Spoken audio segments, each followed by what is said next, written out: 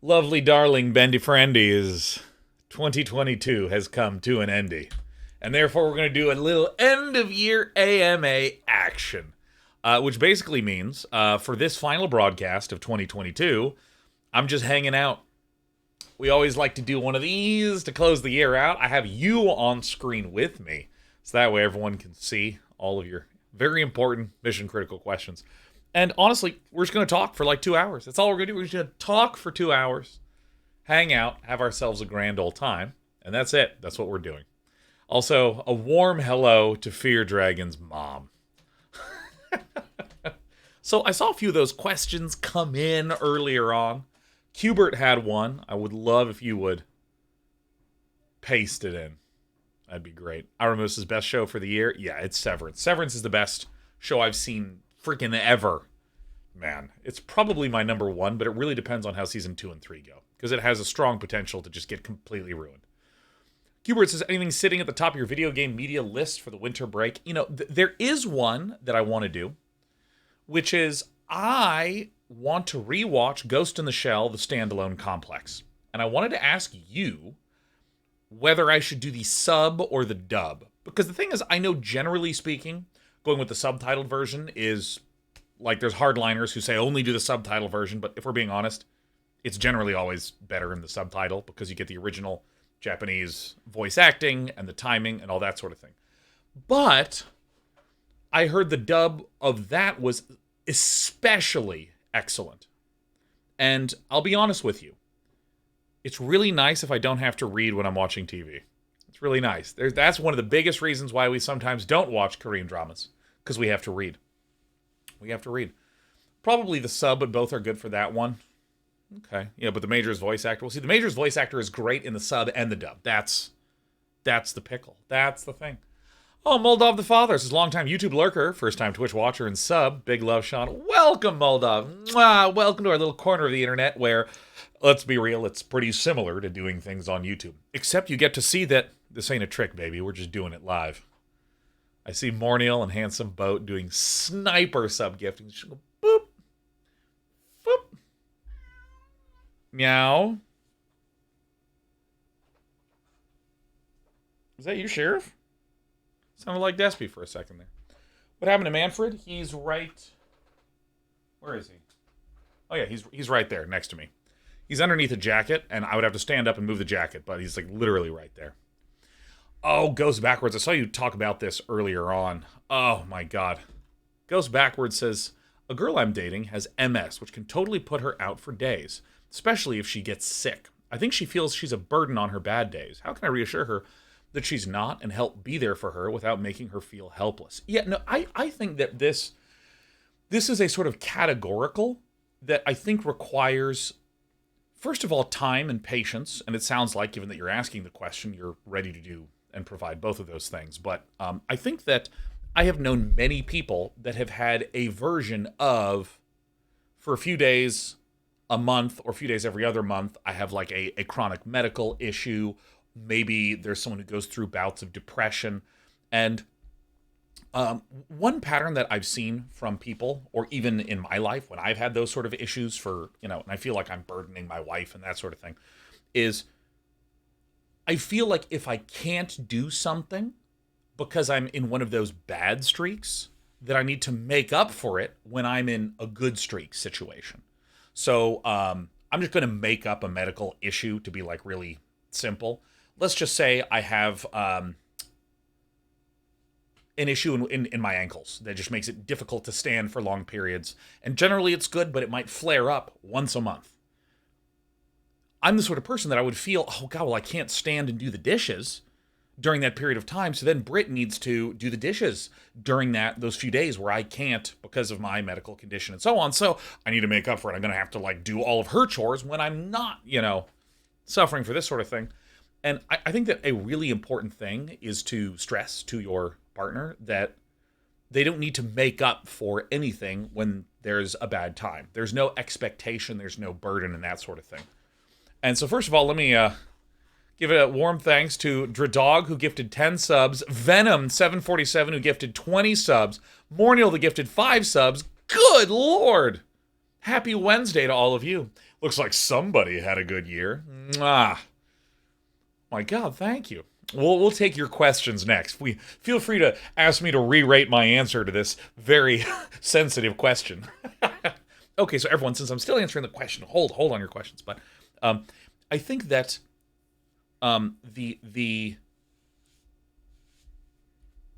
if your partner is dealing with some sort of medical issue, or maybe they just have something that is causing them to be unable to be fully in control in some way, I think that more so doing something to make up for that, it's important to know that there is no burden caused by that there is no problem caused by that.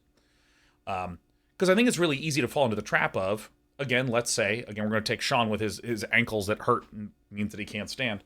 It's very easy for someone in that situation to be like, oh, well, Sean, well, let me take care of you during that period of time. Let me just handle all of that. Let me do all of these things for you. Which suddenly now feels like a new pressure. I'm already dealing with this medical pain issue, and now I have this person who's trying to come up with a solution that now I have to navigate communicating to them about my solution. Ugh! It's not that that's bad that someone's offering me help. It's that it is pressure.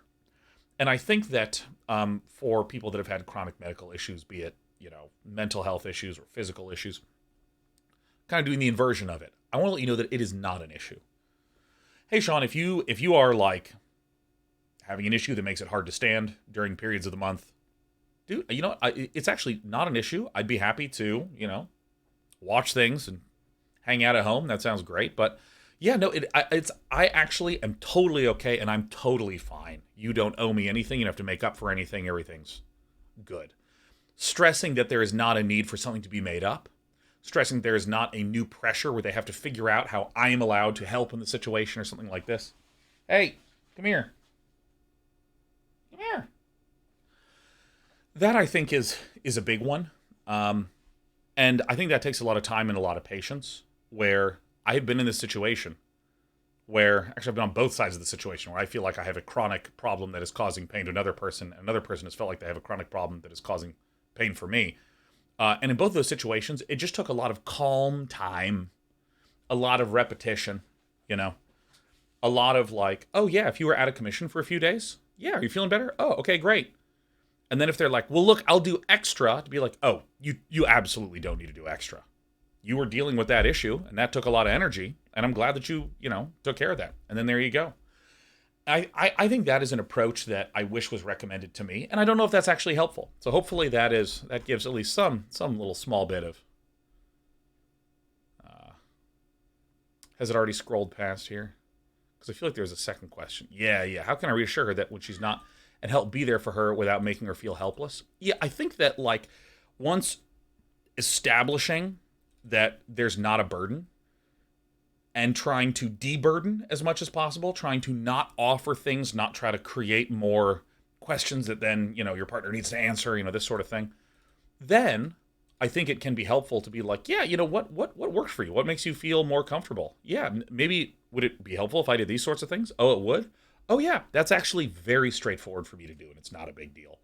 I think that it's very easy in a situation if someone's dealing with, a severe of an issue like MS is, to try to escalate the giving. Like, no, I'm willing to do whatever it takes. And this sort of escalation I also find can feel very burdensome to people. That's what I would think about goes backwards. I don't know if that was helpful, but these are some thoughts. And I also think it's most importantly of all great that you are asking about it, because I think there's a lot of great support communities. Like for me, when I've had my own personal medical and mental health issues, or my friends or my relationships or my family members, there's really wonderful support groups that are out there that can just like, because honestly, it's not like there's one solution in all these cases. It's like you'll hear my thoughts, then you'll hear 10 other people's thoughts and go, not Day 9's, not Alice's, not Bob's, but Charlie's. That actually I feel like would work really great. So that's terrific. Yeah. Mithriel says my wife has OCD and feels similar way about it sometimes, where she feels like to a point she's just a burden on people around her. Much the way that Sheriff doesn't feel like she's a burden to anyone around her and just meows loudly and wants attention. Sean's point, one of the first things I told her was that helping people usually makes others feel better, me included. So it's pretty much the opposite of a burden because helping out made me feel better, and that in turn made her feel better about it. Yeah, this is like another really legit approach that I think is is great to consider. So please do what you think works for you. Yeah, happy 2022's over. My cat is so sweet. Boots V27 says, how do I follow up such a serious question to ask about something dumb, like if you're going to play Factorio on your stream in 2023? That's a completely fine question. See what it should be. It should be my responsibility to be like, all right, so now that we have that, more serious question answered, I'm happy to answer any question, goofy or otherwise. And I understand that the Factorio expansion is going to be coming up soon. And so, fuck yeah, I'm going to stream the shit out of it. It's one of my 10 out of 10 favorite games of all time. I got to give my cat the car wash really fast.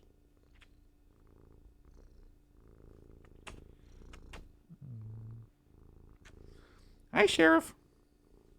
How you doing? Oh, I'm so glad I have a lint roller here.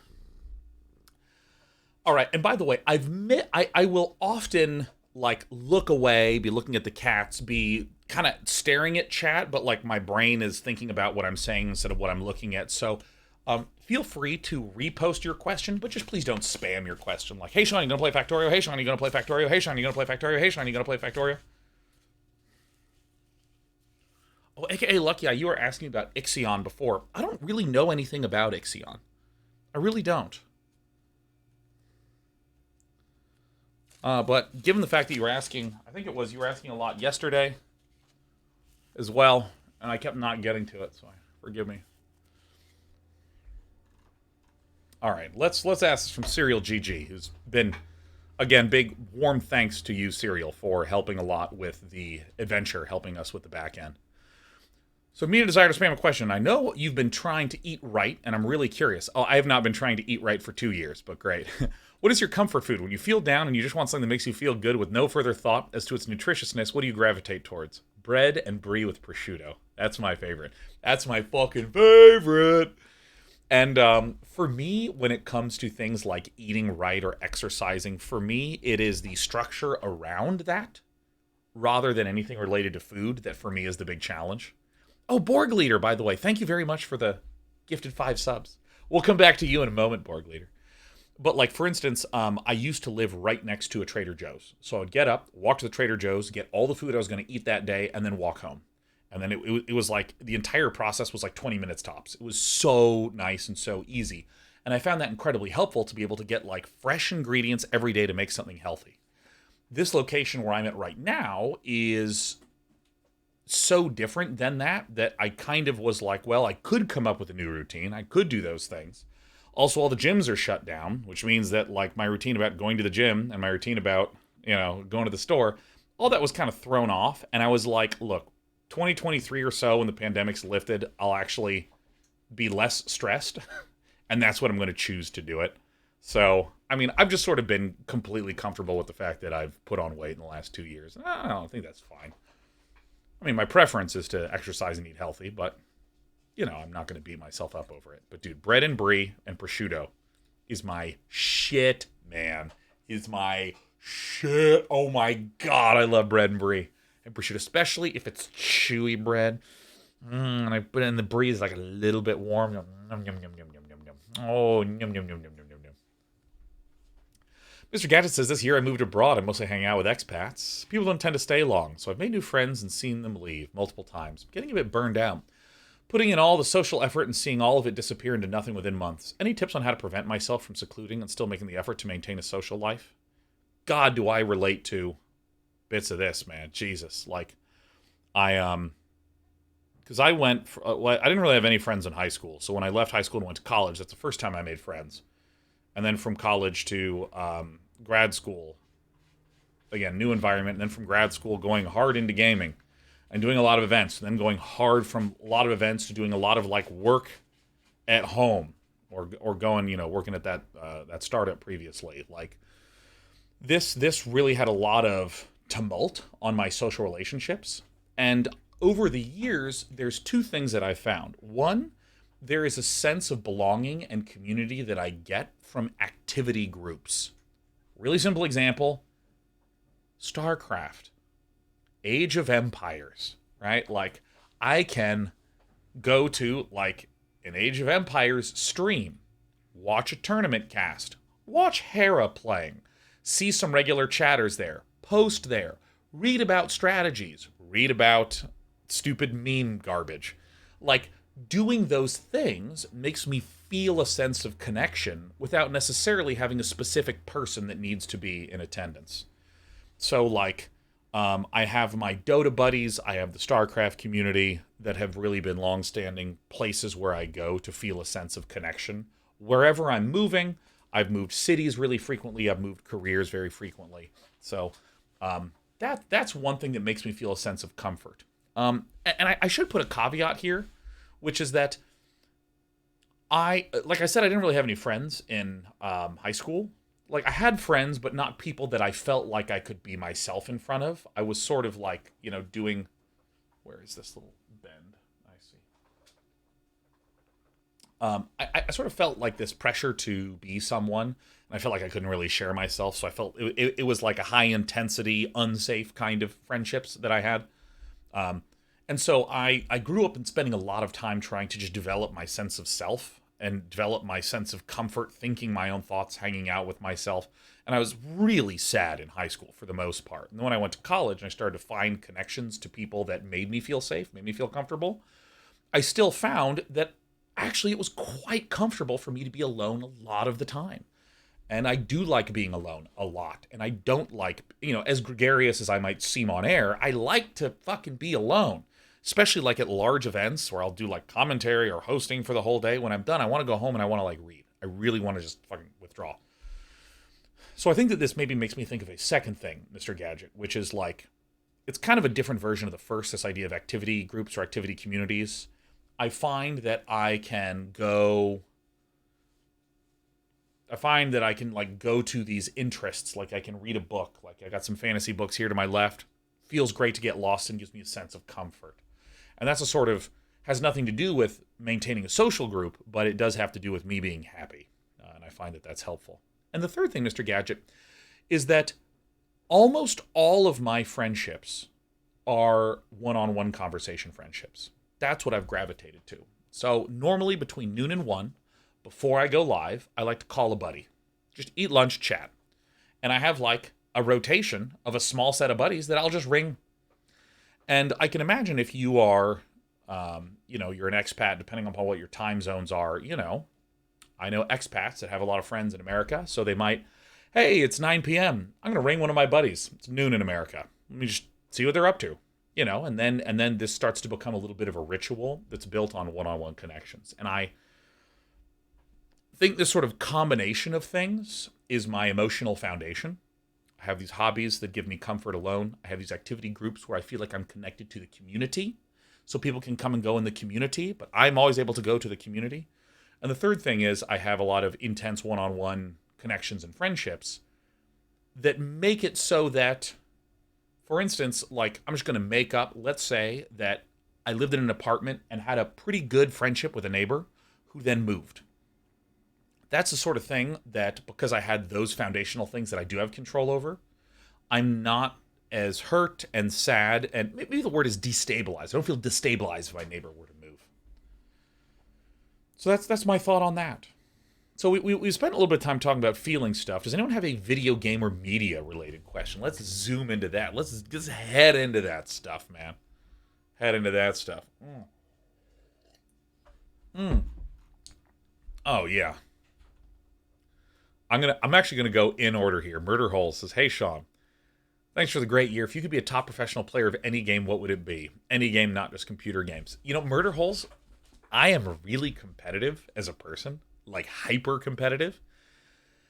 And I am so aware of what the lifestyle would be like to be a top player of a game that I don't think I want that now that I'm 36, I mean, I'd rather like make a game than like be a top player of a game, sort of thing. And I mean, if you like really sat me down like, Sean, no, you have to pick a game.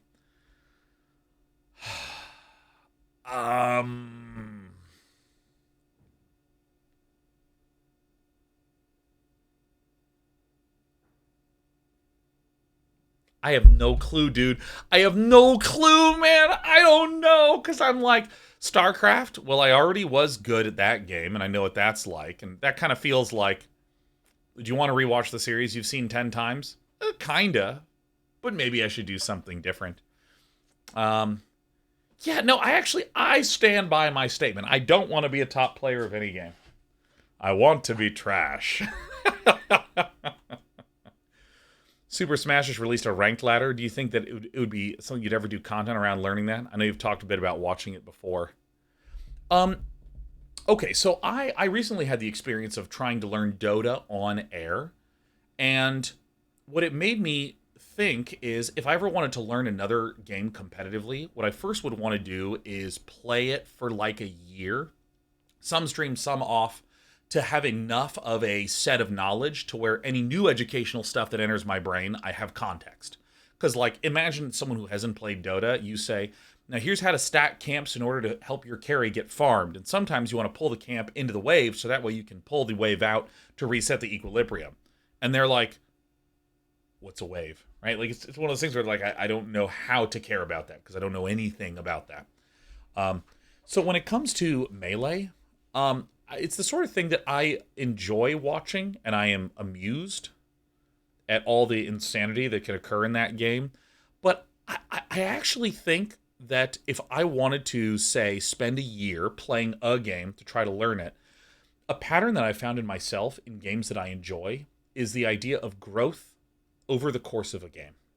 So what I mean is, in Dota you start at level 1, and then you get to level 30. In StarCraft you start with a tiny base, and you get a medium base, then you have a big base. In Magic, you start with a little bit of mana and a few cards out, and it grows over the course of the game. I like that feeling in games, and those are the kind of games that I gravitate towards. A game like Smash, where you have all the tools at the start of the game, and yeah, you get floatier as your percentages go up, and then it resets, and there's a lot of interesting depth and richness there. Don't think I'm suggesting there isn't. There's a reason why I like watching Melee as someone who doesn't play. But the fact that there's no growth makes me be like, that's really cool. Okay, I want to go play some Age of Empires, right? Like, all right, I'm going to play some Dota, things like that. Mother of Two Cats, by the way. I saw you, Mother of Two Cats. Gifting 5, Mother of Two Cats. Thank you warmly. I almost clicked on you and banned you. Get out of here, Mother of Two Cats. All right, where's the bottom? Scroll. And by the way, I understand that this is a little bit of chaotic energy in this AMA, so I hope you don't mind. You know, like, technically we could have created a Reddit thread and had people post questions, and then the upvote, downvotes could have happened. But I actually like chaos. I think chaos is pretty fun. I like chaos. Snowbama 2064 says, hey, Day 9. Thank you for being such a positive influence in the gaming community. I'm thrilled to hear it. I'll be honest. I tend to only watch and hang out with other positive folk, so I hope it is. I hope it is causing this. I don't often have the visibility externally looking at the gaming space because I'm me. Do you have any advice for anyone who wants to become a Twitch streamer? Ooh, Snowbama. Snowbama, do you have a soapbox that I could borrow? Do you have a soapbox that I could get upon?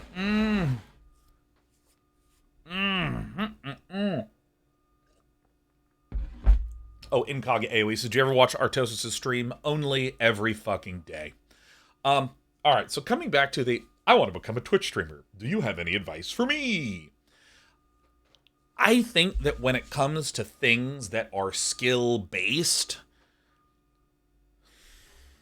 there is this pattern of advice giving people give where they don't look the skill in the face. They talk about this layer kind of outside of the skill that you can't tell me it's wrong. And it drives me absolutely insane. It makes me so irritated. Let me give you the answer that irritates me, which is, if you want to be a streamer, stick to a consistent schedule. I don't know why I'm hitting my sibilants so hard. Stick to a consistent schedule. Also, stick to a consistent game or type of games. Consistency is key. And it's like, all right, great. There's 10,000 people last month who did exactly that, and their viewership is 2. So, the thing that I want to say is streaming is a skill. Look the skill in the face. Look the skill in the face. What makes a good streamer? You're probably being judged every 10 seconds. How can you be a more interesting person so that every 10 seconds, people want to see another 10 seconds? You know what I mean? Like, you actually need to be fucking good at something. You need to be really, really good at something. You could be an unbelievably good player, so every 10 seconds, people are seeing awesome, skillful gameplay. You could be an incredible speaker and, go on long rants about shit alone in a room during an end of year AMA. You could be very, very funny. But the thing is, you ever met someone who says, "Oh my God, Josh is so funny," and actually Josh has made 3 quips over the last hour? Does this mean Josh is funny every 10 seconds? Unlikely. So, I think that one of the reasons why a lot of people struggle to be successful streamers is that they are boring speakers, they are unfunny, they're not good at the games that they play. They play in a way that's very derivative and similar to everything else. Maybe there's also creative streamers that do things like, I'm going to build this city in a really interesting way in city skylines, and because it's so rare to see that, I'm interested in watching, because every 10 seconds it's deepening in this direction. But really, you have to get good at shit. And people tend to think of their personality traits as something that is just static. Oh, I am a very quiet person, so I'm not very talkative. You have the ability to choose to talk every 10 seconds. Being talkative is a choice. I am generally a pretty quiet person. And I'm sure my wife's listening out in the living room and is like, this fucking guy. Growing up, I was extremely quiet. I didn't like talking. I used to actually see how many days I could go without talking, okay? But I wanted to get good at being able to tell a story or tell a joke. So I practiced that skill. So I would be quiet, and then I would want to be able to capture your attention for 2 minutes and nail that, and then withdraw again. It was a chosen, deliberate, developed skill. And I think that if you're not funny, you can get funny. I mean, if you watch a lot of stand-up comedians' early work versus work 5 to 10 years later, you just see that they're getting better at being funny. This sort of thing. If you do what I did, and you have a story of something funny that happened today, and you go up to person A, and you're like, let me tell the story. And if you're paying attention really intensely to them, you can see that about 15 seconds in, they'd rather be dead than listen to this unfunny clown tell their shitty clown story. So then I go, oh, fuck, I feel really self-conscious. Okay, how do I rework the story? And I sit and I reflect and think about it, and then I'm like, person B, come here, person B, let me tell you what happened yesterday. And I tell person B this story. And then 30 seconds in, they were enjoying themselves, but I can see them start to zone out. Oh, shit, you're getting bored. And I did that enough to where I now get bored with myself. And I use that as a sort of anchor, as a sort of director to go, oh, Sean, you're getting bored with yourself. You need to, spice the story up a little bit. And you can, literally watch me do this as I'm talking, where I'm, talking about a thing, and then I'll just go on a crazy tangent, and then my tone will change like this to try to entertain myself, because if I'm entertaining myself, I'm entertaining the other person who's listening to me. And so I think if you want to get good at streaming, I would say set a I've talked about this before. You can get a light timer. There's sound timers that ring every 30 seconds. You can also get a light timer that'll go shink and flash. Set it every 30 seconds. Put it right there by your camera, so you're looking at the camera, and then it just flashes. And now you need to be interesting, because it just flashed. And then you start trying to be interesting, and okay. And then it flashes again. Oh, shit, I need to be interesting again. You can practice this without anyone there. And this can help you be a good content creator, a good streamer, and so on. And I hate to say, I think a lot of the reason, again, that people do not succeed at broadcasting or YouTubing is just that their content is low skill. It's uninteresting or poorly edited, or the speaking is boring, or the jokes aren't funny. And I don't mean this as like a dunk, like, you guys fucking suck. But like, the reason I'm not good at Dota is that I'm trash in 1,000 ways. I'm not sitting here going, yeah, I'm actually a pretty good support in Dota, right? I'm not embarrassed or ashamed that I'm not good at Dota. But I also acknowledge that it's okay to say, yeah, I tend to get a little tunnel visioned in the mid game, and I feed too much. Great. Mid game is like really the like from 10 to 20 minutes is where I feed the most. So I got to work on that. And that's just okay to say. Saying, I am not good at doing stand-up comedy style humor. Like, I can't tell a funny 5-minute story, but I can tell an engaging 5-minute story that has humor here and there. That's fine to say. And that's also fine to state as a goal, right? And so that's the thing that I would say is find a way to look at yourself, not to beat yourself up or to say I suck or I should be ashamed or anything like that, but treat it as like just like you would go to the gym to get big ripped arm muscles, right? You're working on a certain aspect of yourself, and you can do that emotionally and personality-wise too. You can work on those kinds of things to be a better streamer. So there's my long and impassioned answer.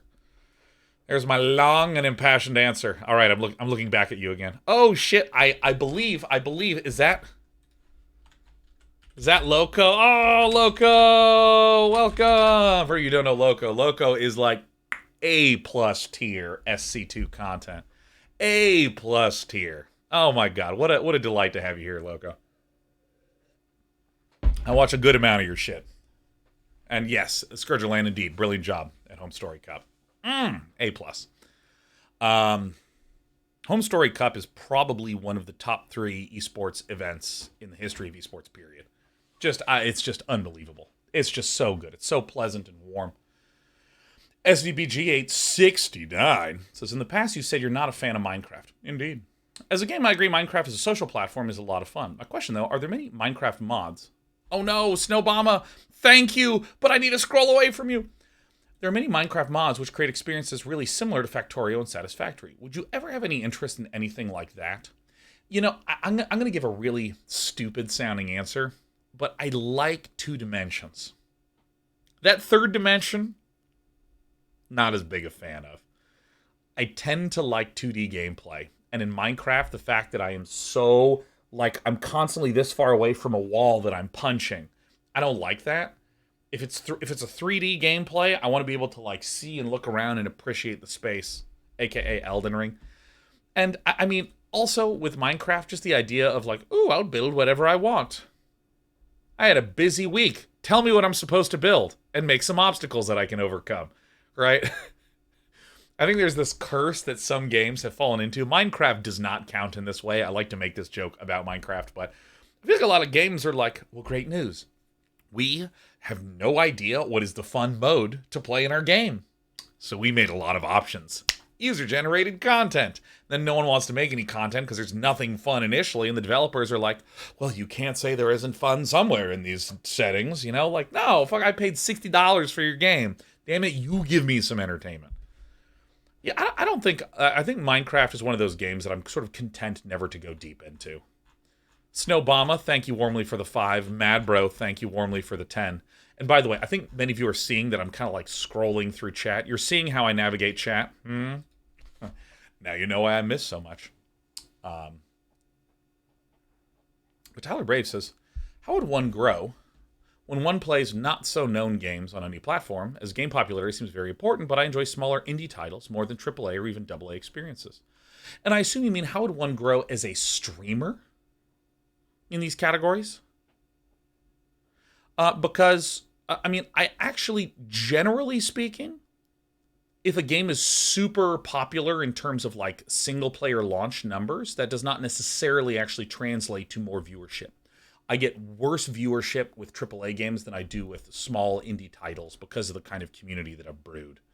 And I think the important thing to note is You don't need to get 10 million people to watch your stream in the same way that some game that spent $250 million really does need 60 or does need over 10 million copies sold before they start feeling a little bit more comfortable with their investment. For a streamer, you just need like 1,000 true fans, and then you're fine. So you could pick a game that only 1,000 people play, and if 1,000 people are tuning in, great. The goal is to find a community and to deliver something to those people.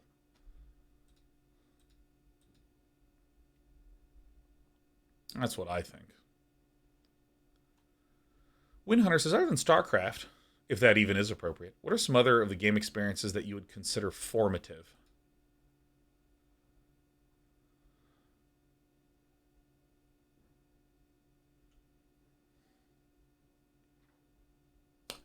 Beatmania 2DX is a big one. Beatmania 2DX.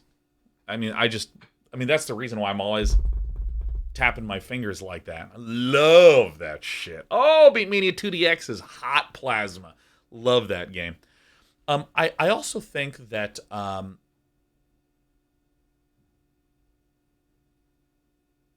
the reason I think that that game is formative is because it is almost purely satisfying mechanically. It is a game that is about the joy of hitting buttons, not with any variation or strategy or any of this, just like hit the buttons. And I think that that is still something that is underrated about just how good things can physically feel. Like, I think the PS5 controller, the way it vibrates, it just feels incredible. I remember playing, not Revenant. Oh my god, what's the sci-fi roguelike? The sci-fi roguelike that was released on PS5. Returnal. Thank you, Khalif. Thank you. Yeah, Returnal. Like, when it rains in Returnal, it feels like there's raindrops in your hand. That's like, oh, that's so fucking good. Oh my god. Like, that I think is really formative for me in that regard. I think another game that was very formative for me was Chrono Trigger, because I generally always viewed myself when I was younger as someone that liked systems and competition. I played a lot of chess. I then played a lot of StarCraft.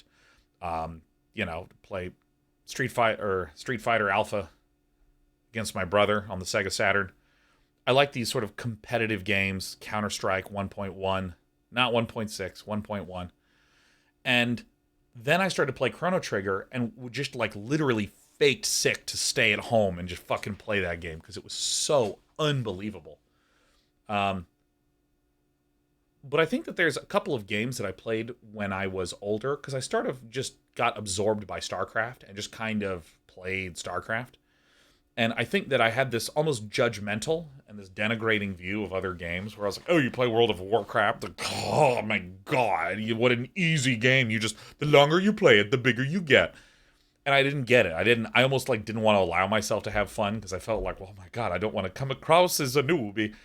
But I think that there was a game called Earth Defense Force 2017, and Earth Defense Force is the funnest fucking game that I've ever played. I mean, it's just sheer fun. Hold on, don't mind me. I'm going to take my vitamins.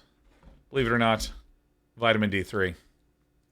Yeah, Earth Defense Force is it does nothing but make me giggle. That's all it does. And I used to show my friends and be like, dude, let's play this game together. And they would just be giggling within 10 minutes. Like, it's just so fun. It's just so fun. Yeah, Zskura says, hello, my partner is all over EDF5. Yeah, no, the game is so fun. It is so unbelievably fun. And like, it was so weird to me to play a game that was purely fun, and I wanted to 100% it for a little bit of the sense of completion, and just because it was unbelievably stupidly fun. And I think that ever since doing the Day 9's Day Off, where I wasn't necessarily doing StarCraft analysis the entire time, but branched into other games, it kind of feels like I'm someone that only ate salty foods, and now I'm discovering different flavors, and I'm like, yo, oh my god, I don't have to only consume salt. And I'm trying to think if there's any ones that were really formative for me. Poker. Yeah, I gotta include poker on there. Poker, I think, is one of the more formative experiences in my entire life. I played a few million hands of poker on Poker Stars. And just seeing the way in which people incorrectly evaluate probabilistic situations has been eternally fascinating. Yeah, yeah, and it also just kind of introduces to you this comfort with randomness and how you can do everything right and still lose, and just that's actually of just the way the world works. More than anything, I sort of view my entire lens through which I view the world is through just randomness and chaos. I feel like most shit that is happening at any point in time is not meaningful or reasoned. It's effectively random. You know, like, hell, I needed to get to an appointment that was really critical. And there happened to be an accident that happened 2 minutes ahead of me on the highway, and it got shut down, and I just missed the appointment. All right, well, I guess that's just the way that shit is, right? I didn't do anything. There's nothing I could have done differently, and then there you go. So that's that. And that's like one example of, I feel like, a million things. Like the fact that StarCraft 2 happened to release right around the same time that streaming suddenly became free to do. And I happened to be already streaming at that time and happened to be a lifelong expert of StarCraft. Yeah, like, what? I'm not fucking being a skillful businessor, right? I just like, oh yeah, this kind of a bunch of random shit happened, and that's great, but you know, that's fucking random. So yeah, there's a pile of thoughts about video games for you, darling beauty babies. Mm-mm-mm-mm-mm. Never heard of glyphs, Steel guy. Never heard of glyph. Yep says, what esports video game do you think would be the hardest to master? Dude, yep, I have a very strong opinion about this. And yep, I think the answer is all these esports games are fucking impossible. And if you get good at any of them, you have my deepest respect. When I was younger, I'd be like, well, StarCraft is certainly harder than Warcraft 3, you know, and like, oh my goodness, you're a competitive Rocket League player? Well, you probably enjoy controlling one thing. I control a whole army, you know, and all that shit. I mean, like, I think if you do anything like that is high level in your game, even if you like speed run a game where there's only 4 other people who speed run it, you have my respect. Like, I'm not gonna sit around here and just be like, meh. Well, I really think that the original Quake Arena is more skillful than Counter-Strike. It's like, dude, nobody fucking cares at all. Although tic-tac-toe, yeah, I'm certainly the best player here at tic-tac-toe, and all of you, I disrespect whatever endlessly drawn game you think you're good at. Alarius says, do you do or have done any kind of journaling? A diary, mood track? Do you ever drift into moments of reminiscence? Well, I do the reminiscence all the time. I mean, hell, we're doing it right now. But I think that being live and having people ask me questions on a kind of constant basis almost creates a sense of tracking of this sort of thing. But I actually don't like journaling. I don't like diaries. I think any of you have this experience? Any of you ever have a diary or write something down personal and your parents like read it? You ever have this happen? Like that happens once, and then you're like, I'm not fucking keeping no fucking diaries, okay? What am I gonna do? Have a liability lying around? How are you doing, Sean? I'm fine. I'm literally fine, and I'm not writing down shit. Yeah, I mean, goodness. Oh my god. Yeah, no, I think journaling is only allowable for people that pay their own rent.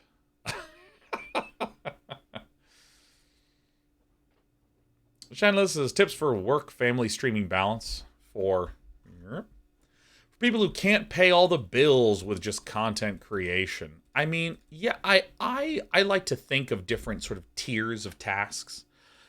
So, for instance, let's say I'm going to make up a long-term task for simplicity's sake. Let's say I really wanted to get into 3D modeling, right? I just wanted to take concept art and turn it into 3D stuff. And let's say that we're looking at me right now. I would consider streaming to be this upkeep task that keeps me and my family okay today. It's what helps me buy my meat. So the fact that I set aside a big chunk of time to do that each day is good. I also set aside time to spend time with Britt. I mean, we'll incidentally spend time together a lot, but I also set aside time. Like, and again, just for simplicity of making it up, we might say this night every week we always do a date, right? Or this night every week we always go to a movie or watch a movie at home.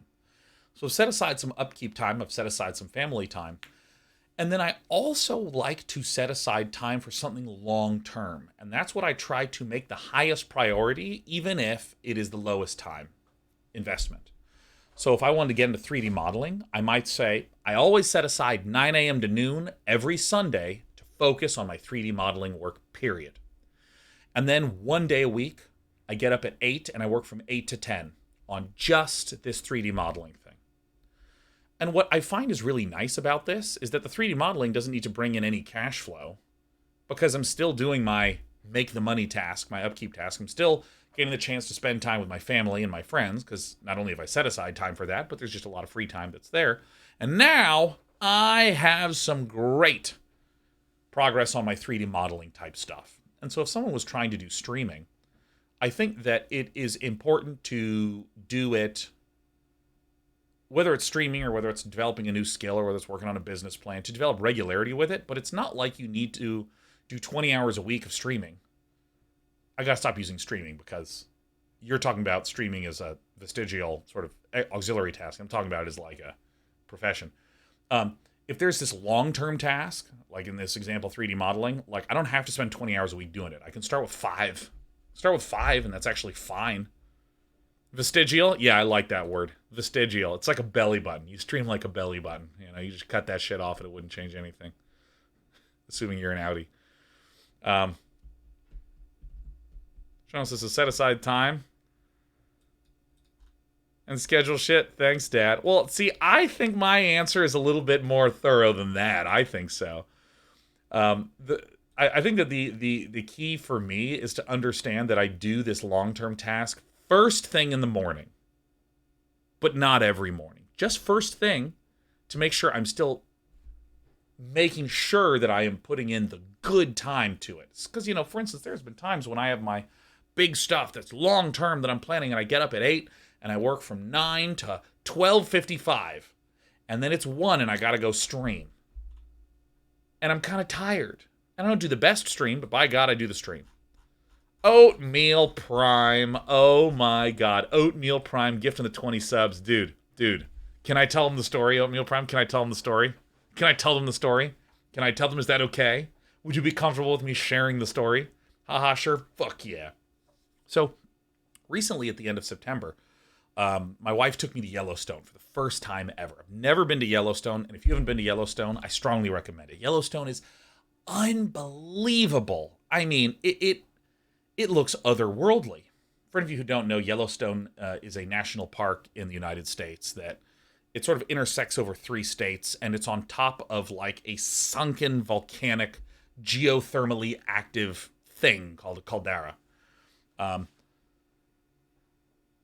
And you go there, and it literally looks like not real. And then you have these incredible sweeping plains and valleys and wildlife and everything. It's the most visually unbelievable place I've ever been to. So we had a really challenging just time getting there on the first night, you know, with all the travel. And then we accidentally left something back at home, so we had to like emergency find new stuff. So finally we get to sit down for our very first dinner in a little town called Big Sky that's north of Yellowstone, where we stayed one night. And we get this meal. It's a lovely meal. We're celebrating 10 years together. 10 years together, we're celebrating. We're really happy because 10 years feels, for me, it was an emotionally very important milestone. It was great. And then I say, yeah, can we get a check? And the guy goes, it's already been paid for. Britt and I are like, what the fuck? And like, Britt is like, who paid for it? Who paid for it? Who did that? Who did this? And he's like, they prefer that I didn't say. And of course Britt wasn't having any of that. She's like, no, fucking who the fuck paid? She just like fucking starts interrogating this guy who did this. Because like Britt and I are the sort of people where we're happy to give. Oh, we're great at that shit. But if someone gives us stuff, like we're just not used to that shit. Like we don't really, oh my God, is it okay to have received a gift? Oh my God. And so the bartender just goes, it was that gentleman over there. And we turn and there's Oatmeal Prime. And he goes, he does a little hand thing. And he does a little, you got me. Brett runs over and gives him a hug. And I'm like, oh my God, thank you so much. I was like, so sweet. Who in the fuck are you? Oh, hi, I'm Oatmeal Prime. And the thing is that, like, I think that often viewers have this illusion that we have so many viewers here that you're just an ant in the ocean, which is a very weird metaphor. You're just a single seashell in the ocean. How would we ever know you specifically? But the reality is, I am here like 30 hours a week, and I see you every fucking day, and like the names here are the people that I actually see and frequent the most. So like I know all you bastards. Yeah, like Paw Cakes, Randomino 5, Sakura, you're all regulars here. Randomino, I see you redeeming those channel points to say hello. Malachi Gallant, a pleasure. Nin Muffin has been here for ages. Jen Monade always comes here and goes trans rights with a highlighted message. Then sometimes I see it, and then I'm in the middle of saying something else, and I'm like, I'm going to get back to that. And then 30 minutes pass, and I'm like, oh, our human rights. Like you are regulars in my life. And so the fact that Oatmeal Prime generously, literally gifts subs, and is subbed, and gives viewership, and then bought us dinner? Oh! My God, what a thoughtful, wonderful person. And literally, Britt and I had such a hellish first 24 hours just trying to lug all our stuff and certain weight and size limits for our luggage and then getting it there. And then one of the things was delayed. And then there was a problem with the rental. All this stuff had happened. And then the first thing that happened after that was Oatmeal Prime got us dinner. And after that, Britt and I went, this is a good omen. This is going to be a good trip. This is it. We are now officially going to have a good trip. And lo and behold, Oatmeal Prime.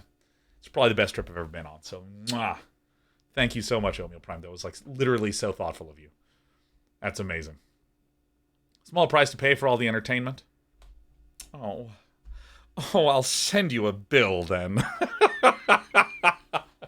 Send you a fucking bill, Oatmeal Prime. What about all the other oatmeals? Well, there's actually a number of people that are riffs on Optimus Prime, or some sort of other, I think there was like a, there's a bunch of like Transformer-style names in here, and I thought that that's what Oatmeal Prime was, so I sort of like mentally categorized you as like, an Optimus Prime, Oatmeal Prime, Transformer-type character. But really, you just like oatmeal. I mean, you know the story, but I'm just literally going to summarize it as that. Oh, how did Oatmeal know you'd be there? Through telescoping. Poop Feast 72. Great old meme. DJ, do you feel like you'll give Project Zomboy another go? Been playing it all year with 3 friends. It's been one of my most enjoyable gaming experiences in a long while. I think so. I really enjoyed Project Zomboid.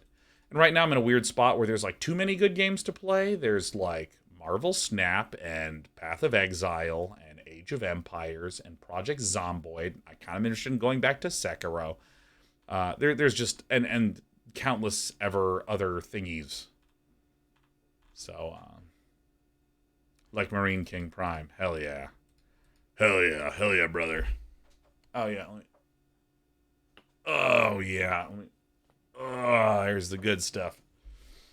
Steelgar says, you categorize viewers and names? Yes, I have a dirty little notebook where I write appalling things about you in it.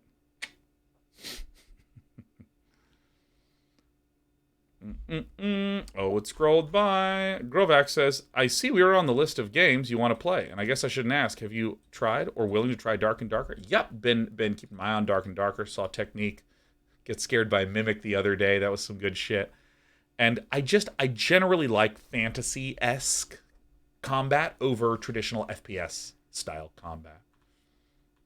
Get Ibby Pulse's best gaming moment of 2022. When after... Okay, spoilers for Elden Ring. After defeating Radon, and that meteor crashes from space, opening up a hole in the eastern woods of Limgrave. And you descend down it to discover Nokron, the Eternal City. I got teary. That is the most unbelievable experience of the year for me, for sure. Joe Darkwolf says, I asked this a couple years ago, and I'm curious what your answer will be now. What is the most trivial hill you're willing to die on? Oh, I think we talked about this recently. That ladders are not a measure of skill, they're a measure of progress. Are we ready to fight? Are we ready to fight? Oh, I'm sure you're like, well, what does that mean? Are you saying high-rated players are bad? I'm absolutely not saying that. I'm just saying that their MMR does not measure their skill, because there's no such thing as a skill measurement. It's just a rating system that demonstrates your success within the rating system that naturally has a correlation with this amorphous thing that we know is skill, but it doesn't measure it. So you can't say, for instance, this person is 2K MMR, therefore they are worse than this person who is 3K MMR.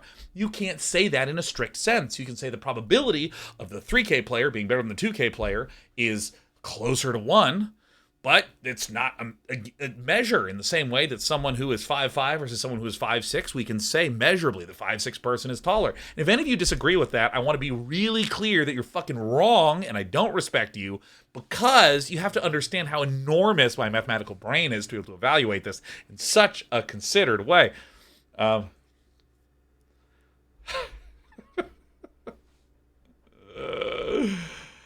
Oh, man. Murder Holes, yeah. I think Elden Ring is the undisputed best game of 2022. 100%. 1,000%.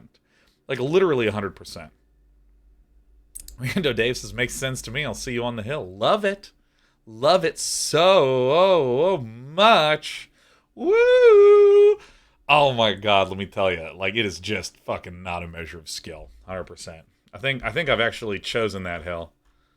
Let me say, look, anyone can beat Cyril if they play enough games. See, this is the thing. This is the thing. Is that like, oh shit, am I inviting everyone to the hill? Are we all the hill gang? Is that what it is? Is that what it is? Okay, let me actually give this explanation. Then I'm gonna go get some water, and then I'm gonna keep talking to you. Let me see if I can explain this properly, okay?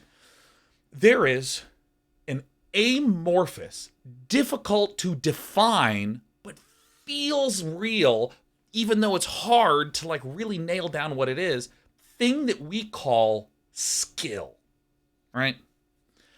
We would agree that Cyril is an incredibly skillful StarCraft player and is probably better than, say, my cat Sheriff.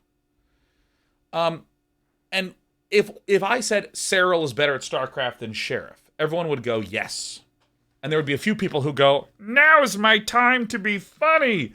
And they'd say, I think Sheriff is good. And the fact is that unfortunately isn't funny. Let's see. All right, there it is. KR3IA, there we go. There's Aenir, I got you. Fucking, you guys walked into that shit. I fucking got you. You didn't know that was a sliding glass door, did you? You didn't even know that. I'm sorry. I'm sorry I had to. I didn't have to, but I enjoyed doing it. But I am sorry. But you guys fucking walked into that shit. What are we talking about? Sure. Skill is an incredibly amorphous, very difficult to define thing, but you can feel it. You can feel, for instance, in games that don't have any matchmaking, you say fine match, it just pairs you with whoever's there, you can wind up with this feeling of unevenness where it's way too easy to win or it's impossible to win and no fun at all, things like that shit. And so what I want to do is I want to go through a thought experiment where I want to create a ladder where everyone starts with 1,000 points, and if you win a game, you gain a point. If you lose a game, you lose a point. So we all start at 1,000, and we're going to put in 50,000 clones that are identical in their gameplay and skill. Now, if you're playing a game that doesn't have draws, for instance, the board game Go, we put them in this game, so we have 50,000 clones, and let's say also furthermore that in any one of these games, due to the identical nature, there's like a 50-50 chance of either player winning. These are all given statements, okay? We know these are all identical people, all identical skills, 50-50 chance of winning in all of these matches. Okay? Yes, lethal logicality, you're right. If you let them play for a while, guess what you will get? You will not get everyone having the same rating. You will get one of the most famous distributions in all of math, the normal distribution. And of course, this is what the mathematician Gauss correctly identified as a Gaussian distribution. It's a math joke for any of you people that, like me, don't have anyone to talk to.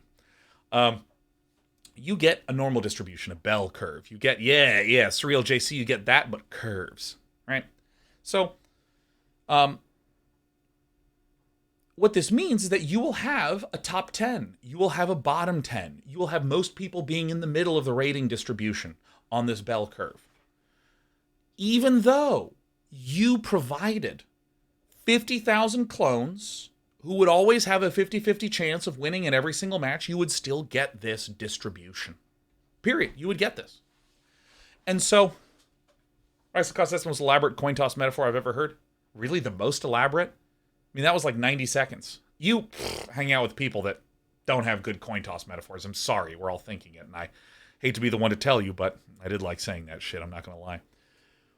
And so, this is a simple thought experiment to indicate that in a situation where there's 50-50 win rates with a bunch of clones, you still get higher and lower and everything in between. Now, if you have someone who's more skillful, this sort of amorphous thing, where they have a 70% chance of winning any given game, right? You have these 50,000 clones, and you put in one really different and really good player who's better than these players. And again, that's given information. We're just sharing that we are omnipotent, and we know that this player has at least 70% win rate against all these clones. The probability of that person winding up higher in this rating system is really high. So, indeed, if you are able to have a higher probability of winning, something that we humans would describe as a more skillful thing, if you have a higher probability of winning in these games, you will be able to wind up higher on that distribution. But at the same time, if you also have this player who is busy and can only play one game a week, that greatly reduces the ability for this person to move up in this system that greatly values and favors people who play more games over people that only play a few games. And so the lesson to take from this is that the probability that people that have high ratings in a rating system, the probability for them to be on that higher end, that is helped by them having higher win rates, by them being more skillful. If you create a tournament, the person who won that tournament is generally, it is favored to be the person that has the highest win rate, or the person who is the most skillful, as we humans would describe skillful. But the fact of the matter is, we all as humans understand that all of these are bits of evidence. Wow, this guy has gotten top 4 in all the tournaments he's played in the last year and is currently ranked 10 on the StarCraft ladder. Now, there's been a bunch of champions who've won those other tournaments, but this person was the only one who was in top 4 of every single one of these tournaments. And these other players don't even have a high rating. All the players that won don't have as high a rating as this guy does on the Grandmaster ladder. So actually, this person was the best player of the year last year overall. And so that's all to say that if you say, I am a 4K MMR player, but really, I play at a 5K level, that doesn't fucking mean anything. That's like, I ran an 8-minute mile, but I ran it in the way a 5-minute mile person would do it. Like that's not what that fucking means. That isn't what that fucking means. But if you say, I'm a 4K player, but I don't play that much, so I don't actually know where my rating would stabilize at. Like that again, it's subtle, but it's so important. Again, that's a different, like saying I ran an 8-minute mile, but I really ran it kind of like how I would with a 5-minute mile. Like that's a stupid thing to say. That like doesn't mean anything. But if you say I run an 8-minute mile, but I'm hoping to start training next year and get that down to 5 minutes. Like, that's fine. That's a completely fine thing to say. Jesus, I'm feeling my body give away on this hill that I've chosen to die on. Oh my God, I can see the vultures circling. He's starting to talk about how rating systems don't actually measure skill. No. I'm going to feast upon his little righteous bones. And everyone's just like, I don't give a shit about any of this. And I'm like, no, that's fine if you don't, but you do have to concede the fact that blah, blah, blah, blah, blah. There it is. Pinion, you're right. I'm going to get my water. All right, hold on. I gotta pull down this shirt because I should have hung it, but I dried it, so it shrunk a little bit, and I did the opposite of shrink a little bit. So please enjoy my midriff. All right, stay here.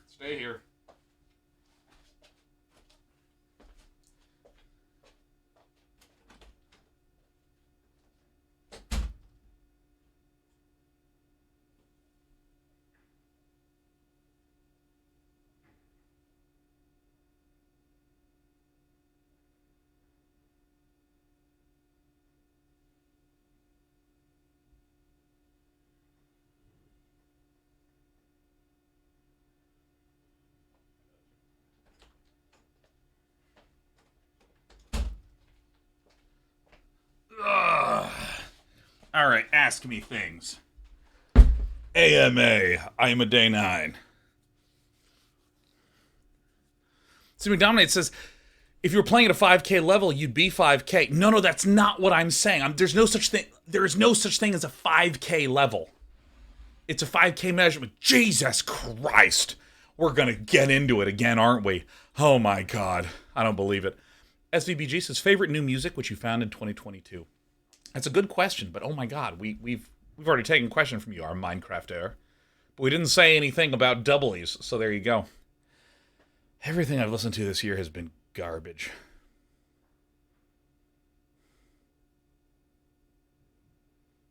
Probably the song Continua by No Such Thing. I listened to about 100 times in a row when I first found it.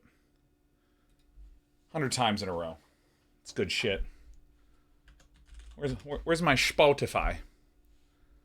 All right, let's see if I can show this album. See, I have all this space above me for visual aids, and I haven't done it. Yeah, so here's my top songs 2022. Whoops, I minimized you. Take that, gamers. Yeah, Continua on the album Continua by No Such Thing. It's the first track here.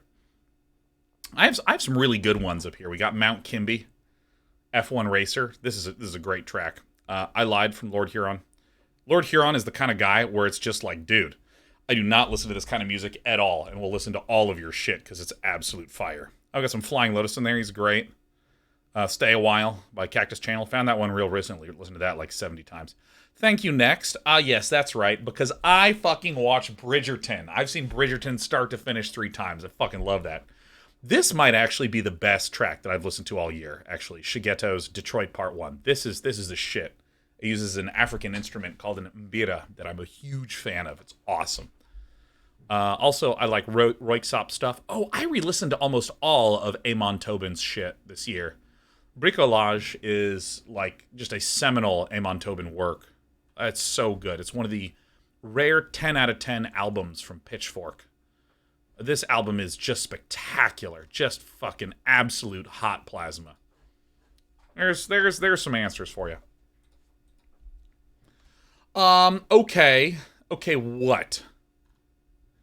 Dulcie4 says, I love how... Oh, God, let me just say, with Twitch, I hate this. Like, do you want to pin the message? Because I click on this to highlight it, and then it's like, you know what? I'm going to cover up all of this stuff because I think about the customers first. Get out of here. Dulcie4 says, I love how you geek about little things. If everyone paid a little more attention to daily life, the little things would have much more meaning. Bever stop geeking, ranting about these things. Sean Daniel plot. I'll get out of the water, and Bever stop geeking. IndieCage says, would you ever consider streaming some game dev? Maybe a personal community project. Okay, so there is a philosophy I have about creative stuff. okay? There's a philosophy I have about creative things that I believe in vehemently. That I guess I'll boil it down as this. If you're looking to make something really good creatively, with regard to the really creative side of things,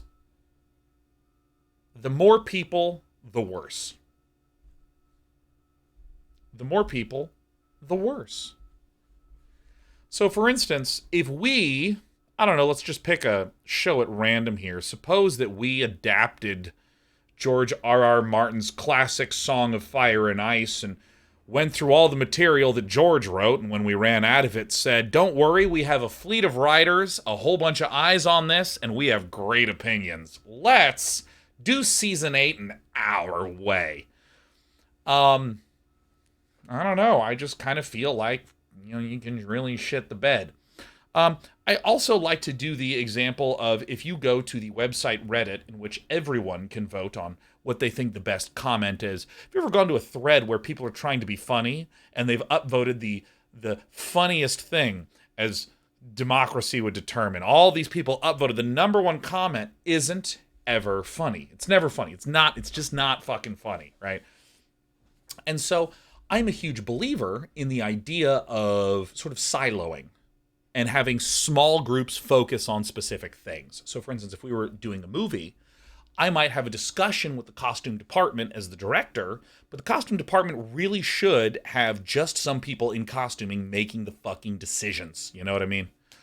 And so there's this thing that can wind up happening in, I'm sorry, I forgot your name. Indie Cage. There we go. Indie Cage. So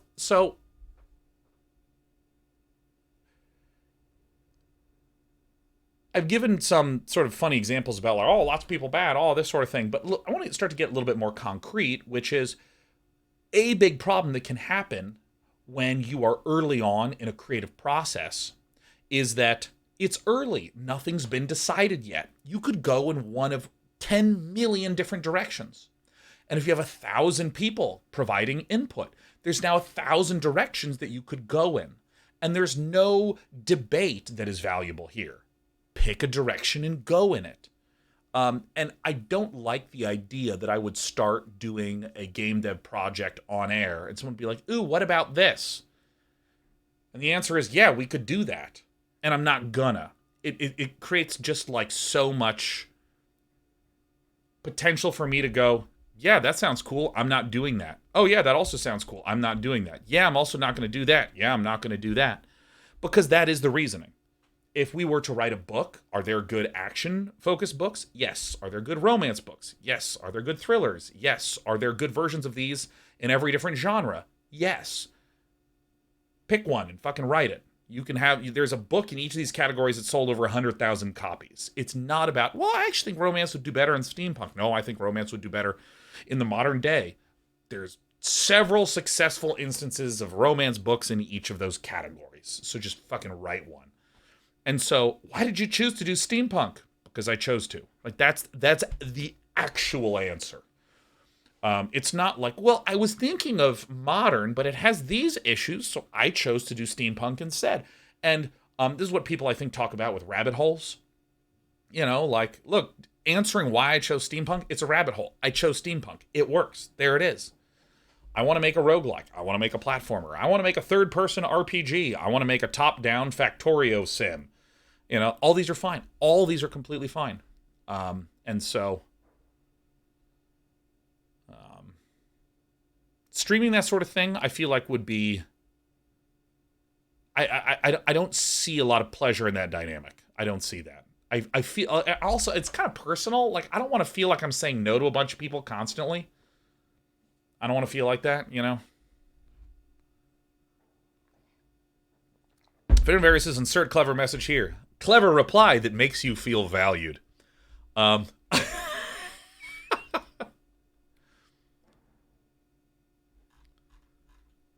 the Beltos, this is an interesting perspective. I've never personally had a hard time in understanding how I come to decisions. I want to be clear. It's not that I have no idea how I came to this decision. It's when you have a few thousand people tuned in, all suggesting stuff, and I'm doing my own thing. it would not surprise me for whom the bell tolls if you've had a situation where you say, hey, I'm doing this, and someone says, but what about A, B, and C? And you have a good conversation with that one person. I have had those situations. I enjoy those. Those are great. But it's about scaling to a few thousand people tuning in, where the scope of what about this, what about that, what about this, what about that, I provide answers, I justify what I'm doing. Some people will then disagree with the justification. Some people will agree with the justification. And then, again, it's a rabbit hole. It just kind of never ends. And then after I've answered to everyone's satisfaction, 100 new people come in 15 minutes later and boom, disappears. So there we go. Deep fried Swedish fish is a few thousand. Look at Day 9 padding his viewership. Yeah, that's right. If there's a few million people tuned in, if there's like 2.6 billion people tuned in, it's a lot of conversation to manage. And, I can do it, but, I just don't fucking want to,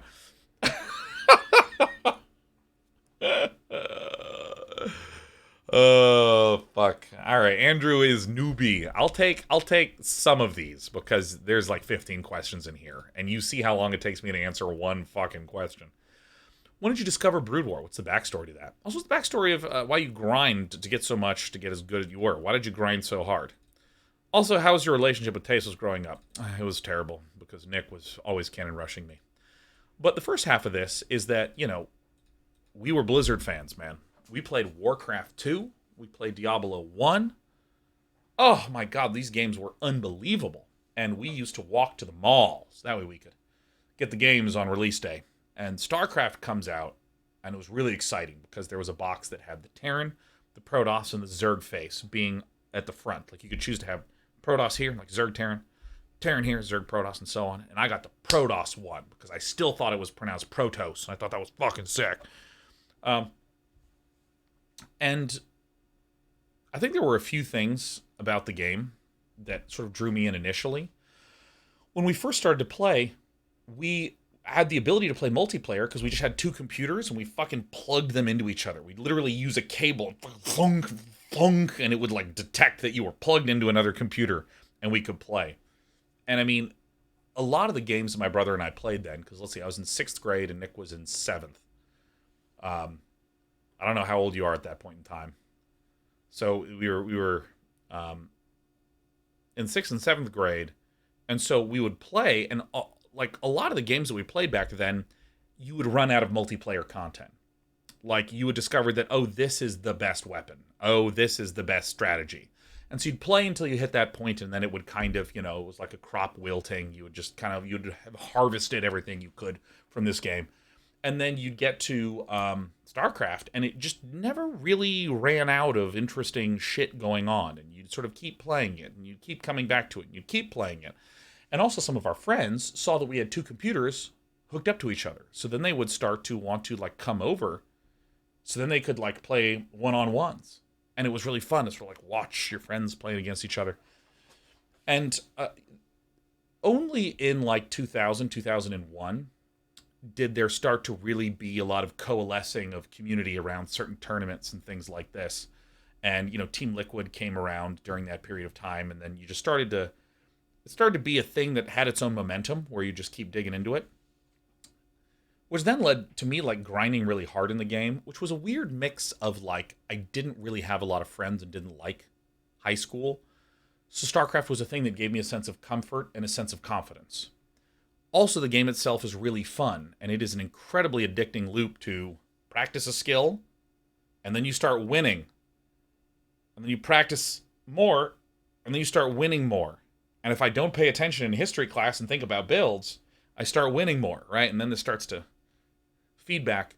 But also, I think that this is not a particularly happy description, but, I had a lot of self-judgment and self-dislike and a lot of just negative feelings that I would sort of, in a lot of ways, if I won the game, I would feel a little bit like then I'm okay, right? I proved to myself that I am worthy of love, right, as it were. And then if I would lose, I would feel that sort of like there is literally something wrong with me. I suck and I'm bad and I'm such an idiot, et cetera, et cetera, et cetera. A lot of negative self-talk. And then I would almost put in energy into the game that was like survival energy. Like if I don't get good at this, then I'm a failure. I have to get good at this. And the funny thing is that now that I'm older, I know that feeling of like, I will now put in the energy to improve at this. And I sort of cut out the self-hatred part. But it's kind of hard because no one talks about emotional intelligence when you're a kid. I would feel the self-hatred, and then I would do some actions that would then produce results. And so then I'd have the negative feeling, which would lead to the negative self-thought, which would have me do the action, and then I'd win. And it was really hard for me to escape that. And there's even times sometimes where I feel myself slipping back into that. But as the years went on, I found that I could just I could go, ooh, I'm having this issue, not have the negative self-thought, and then do the same action and get the same result. And in fact, I feel like I'm able to improve at things better now because I know what it feels like and looks like to try to improve at something. But then I'm also cutting out this burdensome self-hatred talk. And so I think that there's a lot of emotions that are wrapped up in that. You know, that's part of the reason why StarCraft is such like a personal thing for me, where I feel like it was a sense of learning more about who I am, and my identity is still tied into that as a result. And that's also kind of why I want to preach and evangelize a sense of gentleness and like an it's okay and like please don't beat yourself up, because I did a lot of that to myself, and I think I just caused myself a lot of lack of sleep and a lot of pain for no reason. I think it wasn't helpful. And I think a lot of people do that. I think a lot of people wind up doing that. And it's I don't know, it's fucking sad, man. There's a lot of, I feel like, you know, kids in middle and high school who just like, they get mad and they'll have an outburst and people will say, don't outburst. And then, okay, they'll stop, but then they have this anger and no one, it helps them understand what to do with the anger, you know.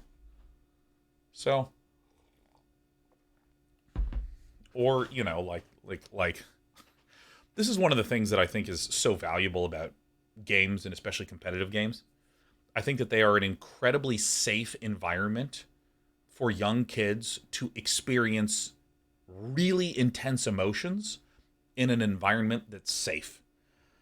If you have a spike of anger that is more angry than you've ever felt, and so you're unfamiliar with it and you don't know what to do, and you're at a job that you really can't afford to lose, I would not want that to be the first time I experience that negative emotion with that intensity. I would much more prefer to have spent all year practicing for a tournament, working really hard, and then choking early on in the tournament and feeling all these negative emotions and all this anger at myself, where it's actually okay.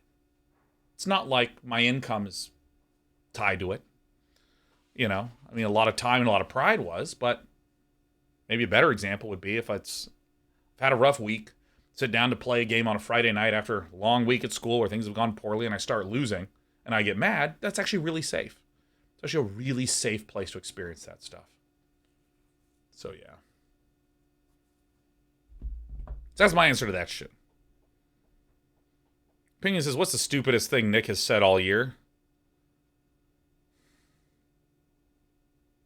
My brother's never said anything unintelligent in his life.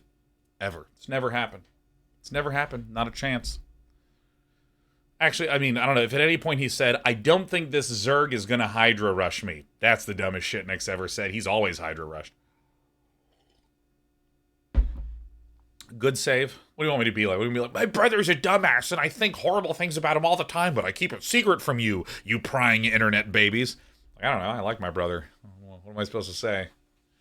Nick is such a fool. He's so bad. Fuck him. Oh, I better figure out a way not to say that on air. We live on drama. Yeah, it fucking sucks. We're pretty mellow. Especially the older we get. WX Zax says, what is a design choice in games that you don't think developers explore enough? I am going to come up with 3 answers, even though I can only think of one right now. Thing 1 that I want developers to do is to make fucking content that most people won't experience. There is so much fun playing a game where I feel like I'm discovering stuff. And I've beaten the game, and then someone says, hey, did you see that thing? And I go, what thing? And I discover there's a whole zone of cool shit in there. Where's the content that is for 2% of the people? I mean, and Zaz is too risky for the shareholders. Let me rephrase that to too risky for the stakeholders, because, maybe it's a private company and that sort of thing. But I actually think that it's a fake risk. It's false, I think, to say, oh my goodness, this game, we need to make sure 100% of people experience 100% of the content.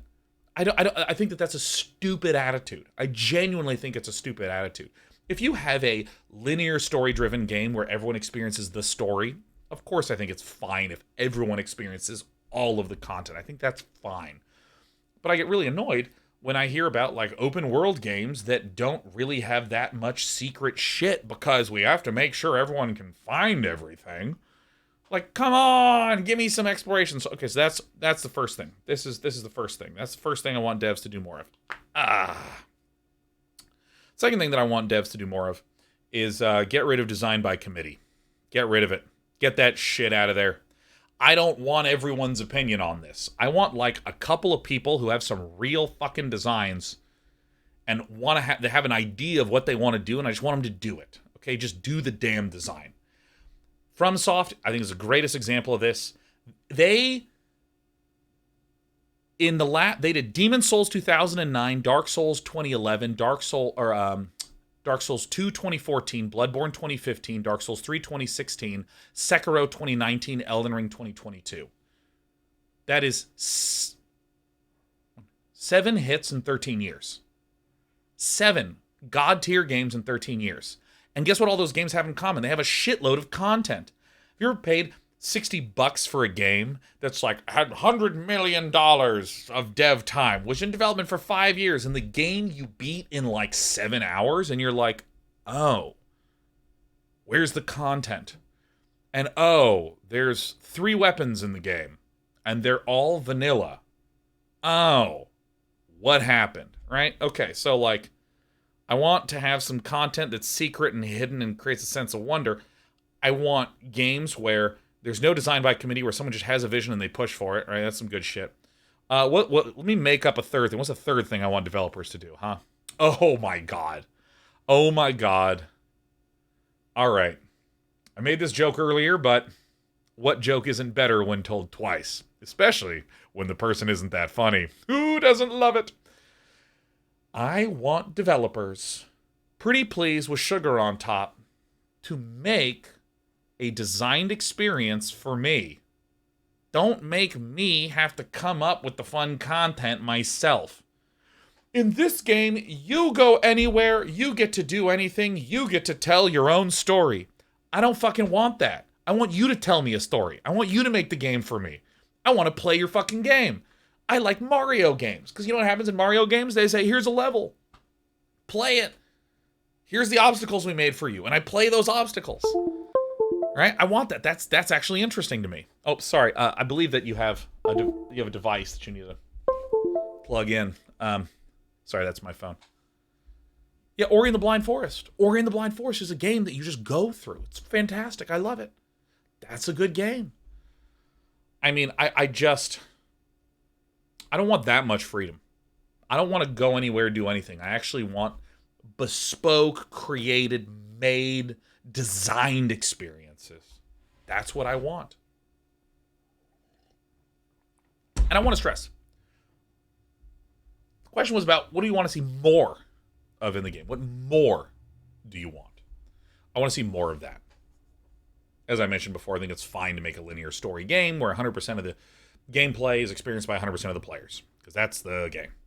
I also think it's fine if you have a game with a really solid foundation and you're trying to committeeify things to make sure that you maximize non-dissatisfaction. I think that's fine to have some of. I think that's fine. These are approaches, but I think there's too much there. There's too much of this. Math Hole says, as a non-FPS player, what is the best FPS game you've played in the past decade? The past decade? I mean, Half-Life 2 I played in 2012.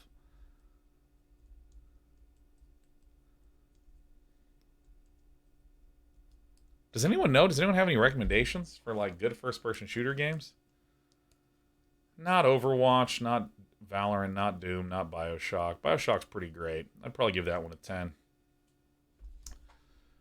Overwatch I thought was fine. Yeah, I mean, it might actually just be CSGO. What are there any good first-person shooters that have ever existed in the last 10 years? Are there anyone?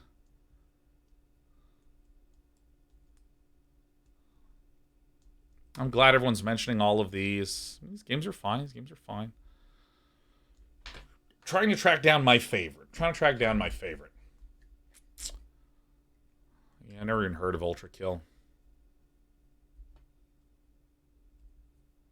Are there any good first-person shooter games? Hold on, where's my Steam?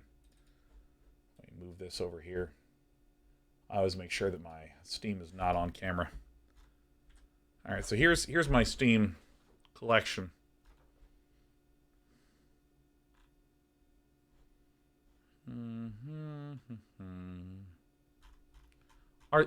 Can I like look by category? Can I look up FPS?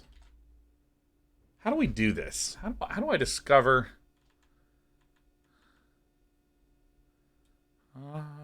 Yeah, I don't really play a lot of first-person shooter games.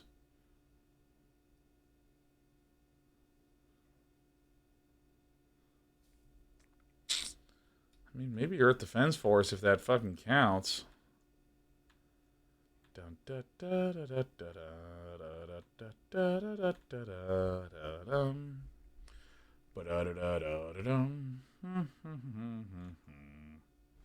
Can't even see any of you typing. Put this over here for a second.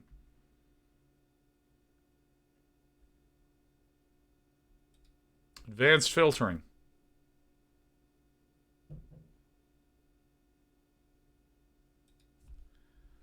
First. Now let me look up shooter. There we go. Thanks. Let's see here.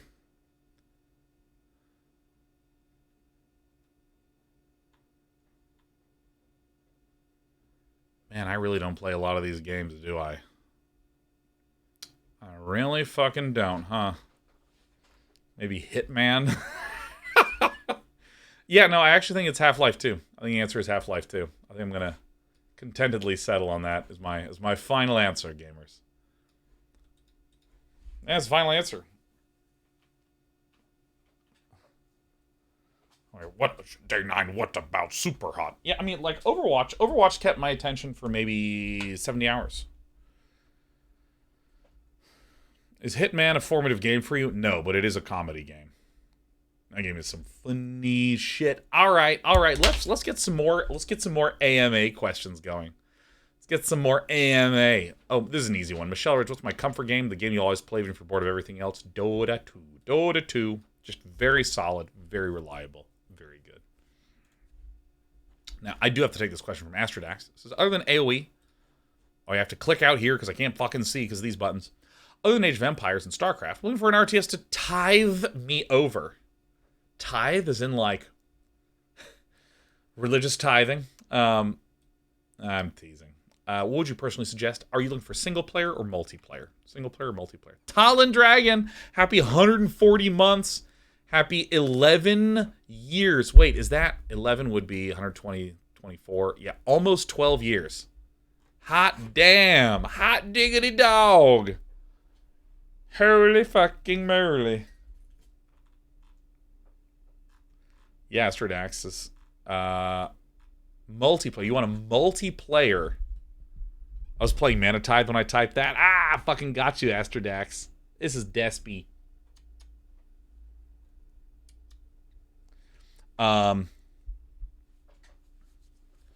Multiplayer. What's a good multiplayer RTS that is not Age of Empires or StarCraft?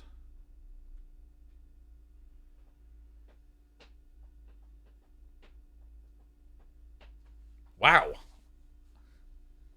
Yeah, is there one? I mean, like, I guess, yeah, I mean, I guess if you are grabbing me and shaking me with vigor, I guess I would say tooth and tail. Tooth and tail would be the one I would recommend. I think that one was pretty goddamn fun. If you're looking for single-player stuff, They Are Billions has an incredibly satisfying survival mode.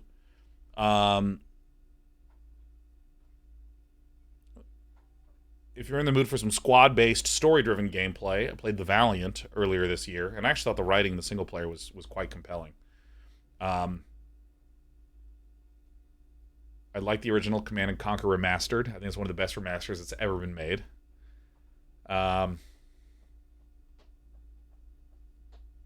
Age of Empires 4, yeah, I mean, you said Age of Empires, but I think Age of Empires 4 and Age of Empires 2 are both really compelling. Yeah, Among Us says, if I bought you a copy of New and Tasty, would you stream it? I don't. I'll be honest, I don't want to set a precedent of if you buy me the thing, I stream the thing. Murder Hole says, what game would you like to experience for the first time again? Factorio or Elden Ring? Those are the two. And Ethanet, I love this question. What are you most looking forward to playing in 2023? I mean, I actually feel so content to say I just don't even look forward to stuff. There's so much good things. I'm just content to wait and see when things flop onto my butt. Why did I say it like that? I'm content to wait for things to flop in front of my face. Yeah, dude, I actually haven't played Spellforce 3 for no reason. I haven't played Spellforce 3 for no reason at all. I do need to check that out, because I know Artosis was playing it at the time. Oh, we're happy. Oh, yeah. Dragon Wasp, if you could describe the 4 quarters of the year with one word each, what would the words be? Up, down, left, and right. All right, let's take some more questions. What do you think? Are you ready to meow? All right. I'm literally holding her head underneath here. All right. Come on, sit down there. Oh. All right, I'm sorry, I zoned out for a second. I'm supposed to say to 9. Oh, by the way, I tend to like longer questions than shorter questions. If you have a short question, just add a bunch of garbage to it, and I'll more likely look at it. And supposed to say day 9. I've been watching since Spellslinger's days. Just graduated with my bachelor's degree in physics, and just want to say thanks for helping to keep me sane all these years. Also, do you think you'd play Elden Ring again on stream? Look at this question. It's a bunch of stuff that's unrelated to Elden Ring that's just lovely information, and then a simple question, and there you go. This is my bias. Here. Let me put my hand here. There you go. My hand is right there, Despers. You can just rest on it. I don't know if I'd play Elden Ring on stream again, because I'm more interested in playing Sekiro on stream again. That's the thing that I'm most interested in. Oh, the chin scritchies. Oh, yeah. Benescore says, do all the pets get along now, or do you still have them? Have to keep them separated? Yeah, I actually have to keep them separated, because CC has a bunch of medical issues that frankly take up a lot of the time that we would typically want to spend trying to make sure that all the pets get along. And so it's just kind of simpler to just do it this way. And oh, I love this question. I love this. Dresen. Is there any world where you see competitive RTS making a comeback, or is it just a relic of the past? So Dresen, this is something that I think is, I think it's important how intelligently you worded this question. So is there a world where you see competitive RTS making a comeback? So one of the interesting factoids about StarCraft 2, for instance, is that it has just had a rock-solid player base since launch. Yeah, there was a spike where players played the single player and then didn't go to multiplayer, but the amount of people that were playing shortly after the launch of Wings of Liberty, playing multiplayer, 1-on-1, 3v3s, these sorts of things, is the same as it was last year. Like, it's just been rock solid that entire time. So the idea that RTS used to have a lot of players and now doesn't, if we're using StarCraft 2 as a measurement, it's actually incorrect. Or Age of Empires 2, that has only grown in player base since it was remastered in 2013. and then again in, was it 2018 or 2019? It's just only gone up. But that said, the competitive scene, the amount of viewers that were tuned into tournaments spiked really hard after the release of Wings of Liberty, and went down as more tournaments shifted their focus to other games, and now has hit, a pretty stable scene with StarCraft 2 and that sort of thing, and has hit a pretty stable scene with Age of Empires 2, especially, I think, I'd argue is growing. But I kind of think this is kind of a throwaway opinion, because I don't really think that much about how to make a competitive scene spike. I appreciate that you focused on the competitive question instead of just RTS in general. But I kind of think what I believe would be really helpful to the competitive RTS scene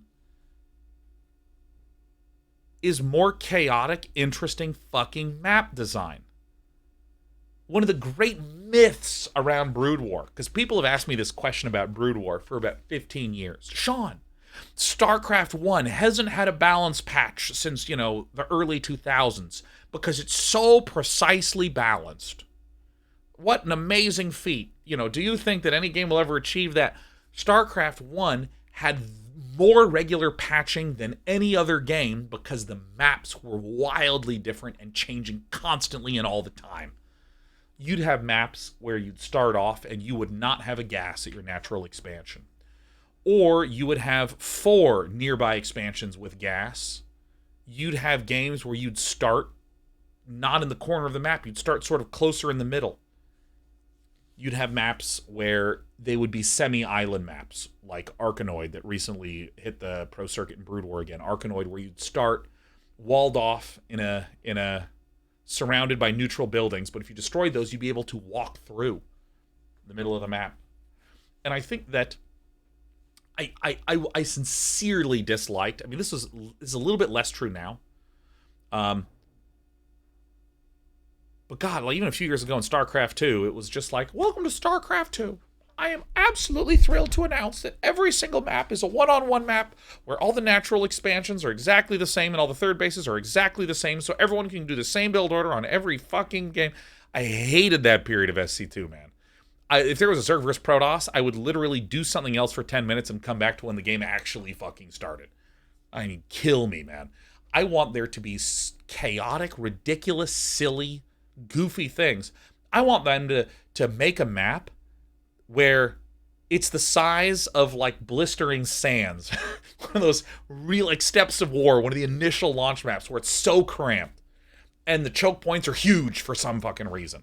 Just so some people have to go, I don't even know what to do on this game. I remember there was what was the name of the Brood War map? It was Arcadia.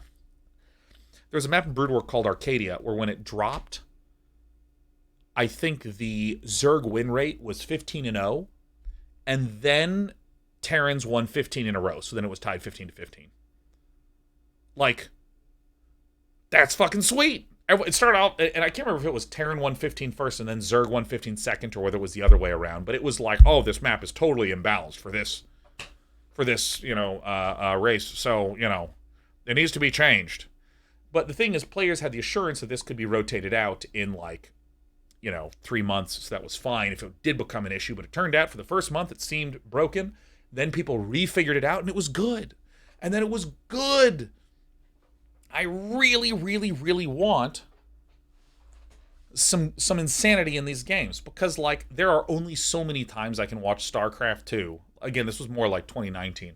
There's only so many times I can watch, StarCraft 2, and, oh, look at this. Well, the Protoss player is building a Stargate to be able to do some very light harassment and zoning with an Oracle to get 3 bases up, defended by Adepts, and really good placement as the Zerg goes, for 2 hatch, 4 queen, speedling, taking a third, and then at 55 drones, something interesting will happen.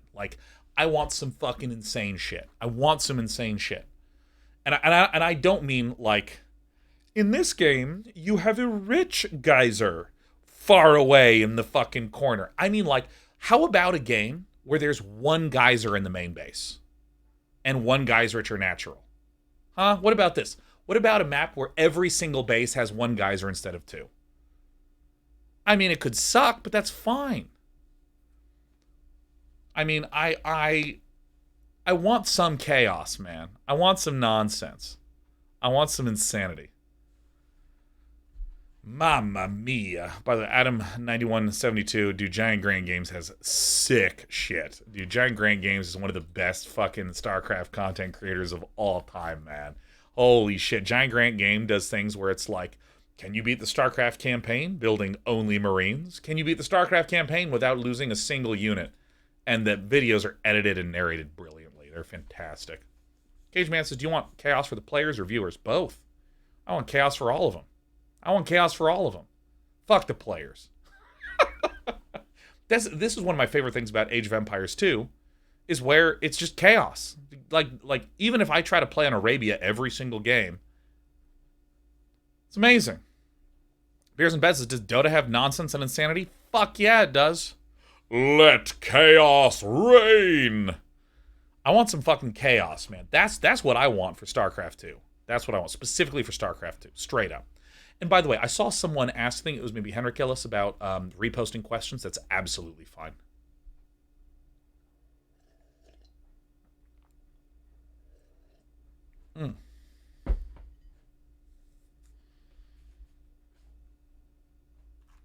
Which RTS games are you excited to play in 2023? All of them, old and new, Magic Turtle. I'm bringing back nostalgia RTS streaming and new game RTS streaming. This is fucking sick. Ethan says, do you have any advice for communication and public speaking? My new role involves talking to senior leadership a lot more. I feel like I'm overly anxious and not effective communicating what I need to say, or going over people's heads when trying to present a technical business case. So I have a lot of thoughts about communication and public speaking, and as you can tell, I answer fucking way more than I'm asked. Ah!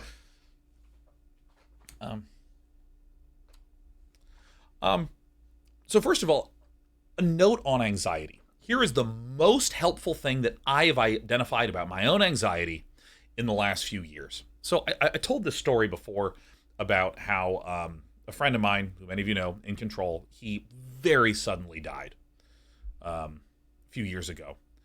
And this stressed me out a lot, right? And I was having a lot of getting ready to go out and talk in front of a crowd, which is something that I feel really comfortable doing, generally speaking. It just fucked with me too much. Oh my God, it was really tough because, we lived 90 seconds away from him walking. It was, I saw him at the grocery store, the few weeks before. It was weird. And I remember I was hosting a Magic the Gathering event, and I literally had to announce that 2 players were going to come out. All right, coming up next is player A from here, running this deck, player B going there, running this deck. And literally, I was having this swell of anxiety where I felt like I was shutting down. I couldn't do it. And they were like, all right, Sean, you're on in 10, 9, 8. And I just said into my microphone, this is the only time I've ever done this in my entire career. I went, I literally can't do it. I can't do it. I'm sorry, I'm having an anxiety attack. And I fucking ran out of the building. Now, Rich Hagen, the absolute fucking legend. I will eternally respect Rich. Rich went, no problem, Maria, we're going to go to you in 3, 2, 1. And they went to Maria Bartholdi, and she was like, hey, everyone, we're coming up with this next match. We're going to do a deck. Yeah, Rich is the greatest of all time. And I just had those fucking, I didn't know what to do. I didn't know what to do about that feeling. Because it's kind of a weird idea where, if you're a programmer and you go to type, it's not like your fingers suddenly fall off, right? If you need to, send an email, it might take a little longer if you're feeling unfocused, but you get to send it. And I suddenly had this feeling like I am going to go try to stand up and talk, and my lungs are going to shut down. What the heck is going on? And so there was this anxiety that happened due to this traumatic event. But there's also anxiety and stress that occurs if you're a public speaker. There's also anxiety and stress that occurs if you know you are going to do the intro to this show and you literally can't fucking mess up. And there's no support, it's just you. I generally speaking like those situations. And I'm generally comfortable, but it doesn't change the fact that there's stress there. And so I started to have this meta anxiety about the anxiety, right? Where the idea of then going and trying to do an announcement where there was some amount of stress or pressure, even on this show in this setting, even if I was telling a story to a friend, oh my God, what if I start choking up? And oh my God, I start to feel that energy coming up. I start to feel that surge of, oh my God, is this it? Is this when I'm going to choke and shut down? Oh my goodness, and I mean, that like really fucked with me, like a lot. And I had some of that feeling. I had some of that, like, ooh, I'm feeling some stress. What if that really spikes up and I get like choked? Oh my God. Like, but then it actually happened after that event. Oh, it was terrible. It was the worst. And so I sort of had this feeling connected to public speaking, which was a real sort of opposite trajectory. It was that there was this thing that I felt like I used to do a great job of, and now I feel like I might not be able to do it anymore, and I can't understand why. I don't know what to do with that. Because if someone goes, oh my God, just relax, practice self-care. Dude, let me tell you, sometimes when someone tells me to practice self-care, what I hear is, well, that sounds terrible. Why don't you fucking fix it? Like, that's what I hear. And I remember I spent a period of time trying to calm myself down, try to relax, try to just try to ease and try to chill and try to make sure that I'm trying to breathe. That didn't help at all. Like, not in the slightest, okay? I mean, honestly, like, to just relax, it felt like, oh, well, just if you're worried you're gonna throw up, just duct tape your mouth shut, right? It felt like I was trying to stuff down something that then wanted to come up even more. And so, the thing that really helped me, Ethan, coming back to your question, is, and this was incredibly helpful advice from a therapist, when my body is generating a lot of adrenaline, my body is actually trying to help me. My body is actually doing its best to give me something that it thinks will help in the situation. I mean, my body's an idiot. I don't need adrenaline to announce that Paulo Vitor da Rosa is running a ramp deck or whatever it was, or an Esper control. But my body is trying to help. And a useful way to think about that huge surge of anxiety and stress about public speaking is to spend the energy that my body is giving me. It's just energy. My body's just giving me energy. And if we think about it, like, if I have a bunch of energy and I'm trying to calm down, I'm trying to not spend it. Well, if my body incorrectly was trying to help me by giving me a bunch of energy, but again, my body's trying to do its best, it's giving me a bunch of energy. Manifold, come on, man. All right, ban forever. So if I have all this energy coming up that is, I'm feeling stressed and anxious in the moment, and then I try to suppress it by pushing it down, my body is actually going to give me even more energy, right? It's sort of like doing this anti-loop for me. So what I started to do, and I actually remember I had this situation where I needed to, it was a really important meeting that I was really nervous about, right? I was just really anxious about it. And I went to Britt and I was like, hey, I need to spend some energy. Can I just like fucking yell for like an hour before this? Because I want to do a good job on this meeting. And she's like, oh yeah, sure. And then I raised my voice and I was talking with like 3 or 4 times as much intensity as I'm talking right now. And I just like didn't stop talking. And then, it just reminded me of this one time that I was frustrated about that thing. And then I started to feel some of the irritation about that thing I was frustrated about, but I kept burning the energy. And then I went on a walk and called her. And on the walk, I was walking at a really fast pace and I was talking with a lot of intensity and continuing to do this. And then when I got back, I got on that call and it was the best communication I have ever had in a call because I had just burned the fucking energy. And I have been doing that since that very helpful moment. Where now, when I have to do some sort of talk, some sort of communication, and I'm feeling some anxiety, I don't try to calm down. I don't take a deep breath and just relax and have fun. Fuck no, I burn the energy. Burn the energy. Get up early. Go on an intense run. When you're done with the intense run, yell. Talk really intensely. Burn the energy. If someone sees me on a day when I'm feeling that angst, and they go, hey, how are you? I don't go, I'm good, and try to suppress. I give a really loud answer. Oh, I'm doing all right. I'm feeling a little bit of tension about this thing, but it'll be fine. So what I'm doing is I'm burning energy. I'm burning energy, and I talk a shitload. So that's one thing that I recommend doing when it comes to stress and anxiety about certain things. For some people, it is really helpful to take deep breaths and calm down, and that gives them the stabilization. I want to present to you this alternative, which is burn the fucking energy. That's one thing that I would recommend a lot, because for me, I no longer get stressed when I have any little surge of adrenaline, because I know my body's giving me energy. Because I know it's giving me energy that I can just burn off, I have this meta comfort. Oh, it's no big deal if that spikes up. If it starts getting to be enough that I need to, have a 30-minute yell session, that'll be fucking fine.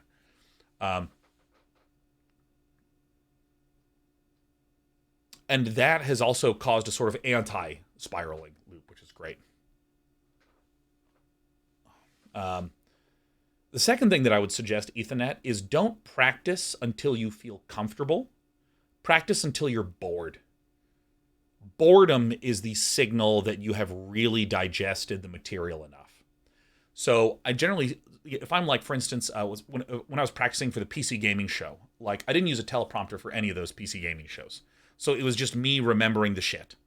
So I would start off and I'd be stumbling through my practice. And then what would happen is I'd start to feel comfortable. I'd start to feel really comfortable going through the show. And I would just go through the show 50 more times by myself. And 20 practices into that, I would be so fucking bored.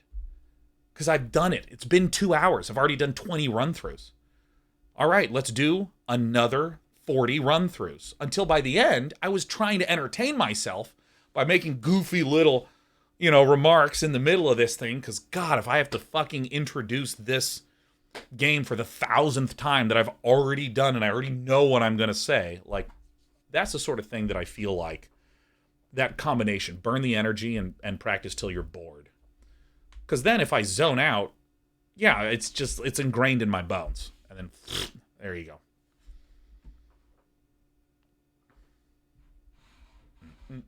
So there we go. There's my things. There be my things. I think we will go for another hour. I think that sounds great.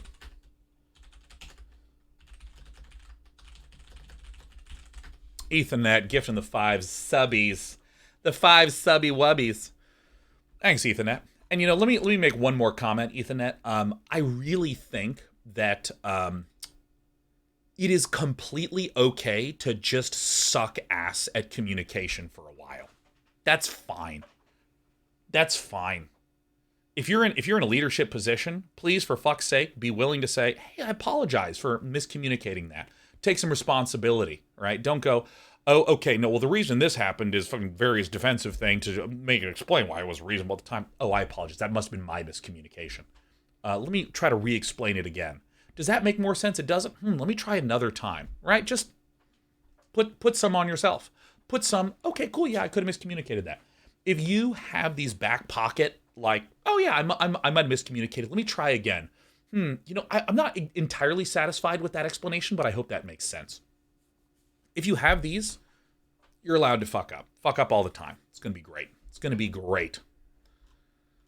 Dedavond, I've been wanting to read this for a little bit, but I keep missing it.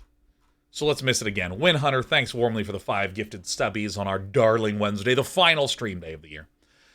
Dedavond says, you gave me the confidence to pursue mathematics at the university level, and now I'm doing my PhD in numerical linear algebra. Fuck yeah. For any of you who don't know, linear algebra is, this is basically matrices, and how a matrix is a type of data that is how we store lots and lots and lots and lots of information. And the idea of being able to multiply them, modify them, have them interact with each other, that's the study of linear algebra. Numerical analysis is typically the study of how computation works on things like computers that have limited ability to represent certain numbers and what the consequences of that are. So I don't know what numerical linear algebra is. I assume it's a mishmash of linear or numerical analysis and linear algebra. But as always, because you're doing a PhD in math, I don't understand a single word of your thesis. Keep being amazing, wonderful humans. Have you ever been tempted to dip your toes into trying a paradox grand strategy like EU4 or CK3? Sort of skirt the line between strategy and simulation? I've been interested. Eric and I are going to have a really big talk about plans for next year because there's certain games like this that I know a lot of you play, that a lot of you have interest in watching me play. And I'm kind of thinking about switching it up a bit. That's where I'm at. That's where I am at. Henrik Gill says, during the Hearthstone era, I remember your focus was mainly in different/fun decks instead of what the meta at the time dictated to the latter. Was that to differ from other content creators, or you couldn't have any fun playing straight up meta decks?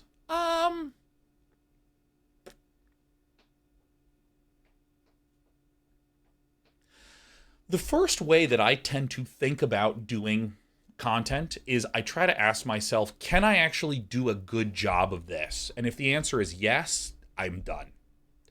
In other words, I would not say, I want to make Hearthstone content. Should I avoid doing certain types of contents? What would make me look similar to everyone? For instance, if there were 10 Hearthstone content creators all trying to play the best decks and be the absolute best, if that's what I wanted to do, I would try to become the best at that shit.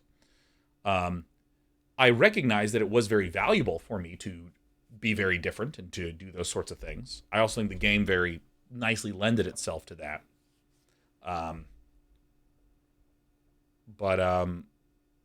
Yeah, I think one of the real tragedies of Hearthstone is that it feels like it needed to be 30% more flexible as a game to allow goofy ass shit to work. Because there's so many times when I'd have like a fun idea and I'd just get shit on by a demon lock again.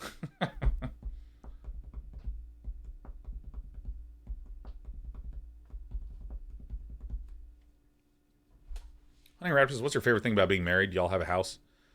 Favorite thing about being married?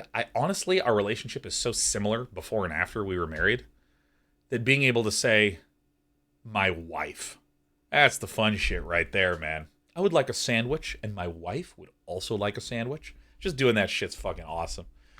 Kai Herberts, oh my god, author and designer extraordinaire, gifting us 5 subs. You are so sweet. Good to see you, Kai. Oh, dude, yeah, I've known Kai for a long time. Our paths have crossed very frequently, and Kai's favorite food is pizza.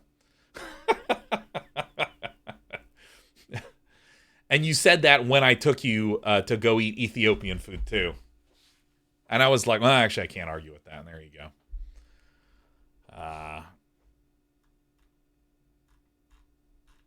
All right, there was a question up here. Lena Doen 1 says, our engineering team is currently beta testing the Kanban iterative development style. All other teams are still in 2-week sprints in faux agile development. Do you have any suggestion guidance that I could do from a product manager side to help ease the team into the Kanban style of development? You know, okay, I have a strong opinion about this. I don't know if this is a helpful opinion, but I have a strong opinion about this. Any process that you're using, the goal of it is to make a good fucking product. And I think it's very easy to overly index on, well, guys, we can't do that because that's not what the development style dictates. For instance, if you were doing 2-week sprints and then your team decided this should be a 3-week sprint, why not do a fucking 3-week sprint? Who gives a shit? It doesn't matter. If we think it'll make a good product, we should do that. And so I generally, my opinion is that if you are in a leadership position, a product management position, you should every week be asking, what does the product need? And therefore, how does this system help make the product good? And should we change it in that way? And I think that if you get everyone on your team aligned to doing this, that's really helpful. And the value of having consistency of a system is that it is a shorthand for communication. So for instance, if you are on a 2-week sprint and someone in your team has questions and concerns about what's coming up, they immediately go, great, I have those concerns. I'll definitely bring that up at the end of the sprint for future sprints. If there's no structure, where do I plug in my concerns to? Oh my goodness. And so I think that, like, if you start seeing patterns in your development process, for instance, let's say that you are working on a product that really could go in a lot of directions, and so people have a lot of opinions, and this means that a lot of people get overridden because you can only do so much at a time. Well, fuck, you now need to, for this particular development, need to solve that unique problem for your development. Maybe it is saying this person is the vision holder. You're allowed to give thoughts to that vision holder, but that vision holder makes the final say, there you go. Or maybe what you do is you sit down with your team and say, hey, for the next week, we're actually not doing a sprint. We're not doing a whatever structure. We need to sit down and understand that this is the kind of product and the kind of problem that we're facing. So let's actually spend a week trying to think about this thing. And there you go. So, like, for whom the bell tolls, for whom the bell tolls, I'm going to give a timeout for this. Like, I mean, obviously what you're saying is accurate, but like when we're talking about development processes for productization, and there's this extraordinary escalation like this, I feel like this is like not a valuable way to help us just casually chat about trying to get people to taskify things. You know what I mean? It's just sort of needlessly escalatory. So, Ian Tortellini, I've been seeing you had something about Fallout as my eyes scan. So, do you have a favorite Fallout, and do you have a VOD of you playing? Would you like and would you not like Give Cats Many Kisses? Fallout 1, and I do have a full VOD of me playing it. Love Fallout 1. Love Fallout 1. It was one of the first unbelievably rich worlds that I felt like I was exploring, and I felt like I was the character instead of the more traditional style of games at the time. Because Fallout 1 was 1998, and Fallout 2 was 1999. They were released a year apart. Or was it 99 and 2000? No, it was 98 and 99. Because Matrix and Fallout 2 came out in the same year. I really liked Fallout 1 so much. So good. Not a chance. Get out of here. Oh, you don't need a ban. You just need a timeout.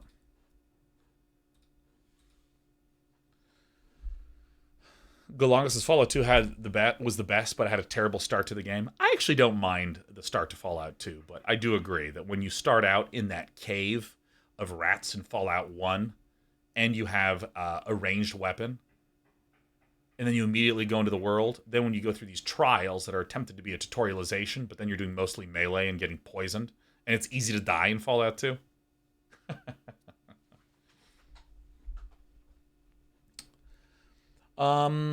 Yeah. Oh yeah, Active Villain. I've seen you ask about this. What's the most ridiculous RTS term that sounds ridiculous to non-RTS players?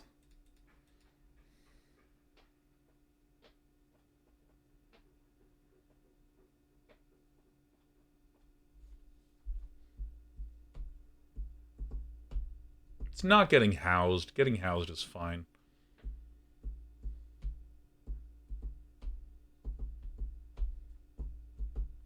Oh, yeah, actually, this is actually a really relevant thing, Claw Newcern, which is that because a lot of RTS stuff was sci-fi in nature, calling the different factions races became really common.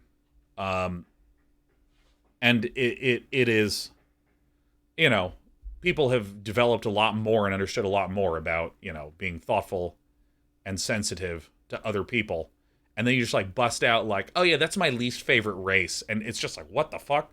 And I know that there's been a move for people actually pushing towards using faction more frequently. I mean, it's the same thing in Age of Empires. Like, oh, that's my least favorite civilization. It just sounds fucking weird.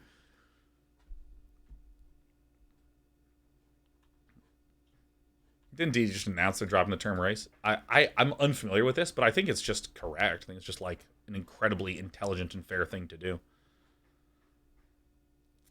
Blue Eagle says, any tips on learning the domain in a new job? I'm struggling to learn 15 to 20 years of legacy apps and software systems. Blue Eagle, rest assured, everyone sucks at everything. Everyone is fucking terrible at everything they're doing at all time. You're saying you're struggling to learn. Everyone you work with struggles to do anything good on that shit with their years of experience. Everyone's terrible. You're doing great. Just keep pushing.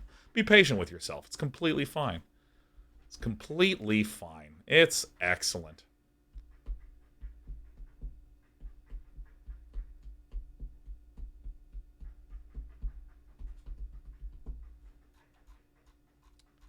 Yeah, I mean, there's literally, it's one of like this, the simplest thoughtfulnesses you can do is to be hanging out and not be in a situation where there's like unnecessary friction being hurled at you because of imprecise words. Barlam says, thanks for the years of entertainment. Happy to have been of help, Barlam. Enjoyed what you played Elden Ring this year. Decided to give up my job at the end of November and have taken December off. Dude, fuck yeah. In the new year, I will either be hunting for a new full-time job or be looking at some training courses with the aim of changing career path. Do you have any suggestions or guidance to anyone looking at making big changes in their path? Have a great Christmas. Yeah, Barlam, I honestly think that, first of all, this is an incredibly thoughtful message, so thank you. But I think that, like,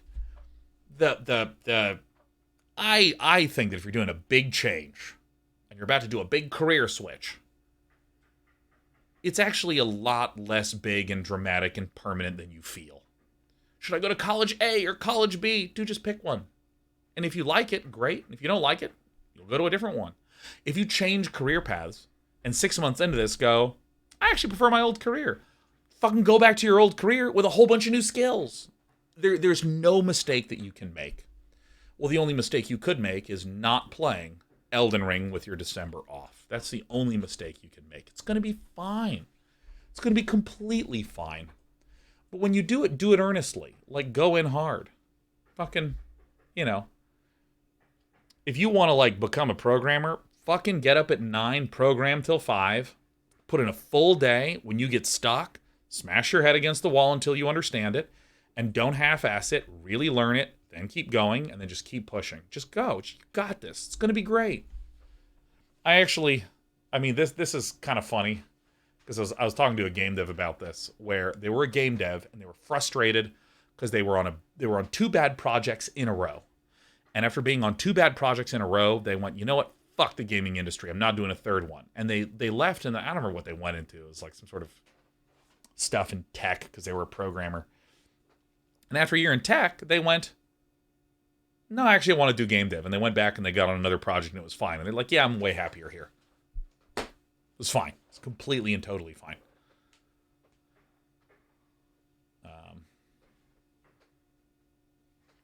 Everyone says, I love this idea, but the need to pay the bills feels very limiting. Yeah, no, of course you are absolutely allowed to think in the situation. You are absolutely allowed to consider different variables in there. But assuming that, for instance, you saved up some money to take a month off, and then you're switching careers, and you have the cash to be able to withstand that, it's great.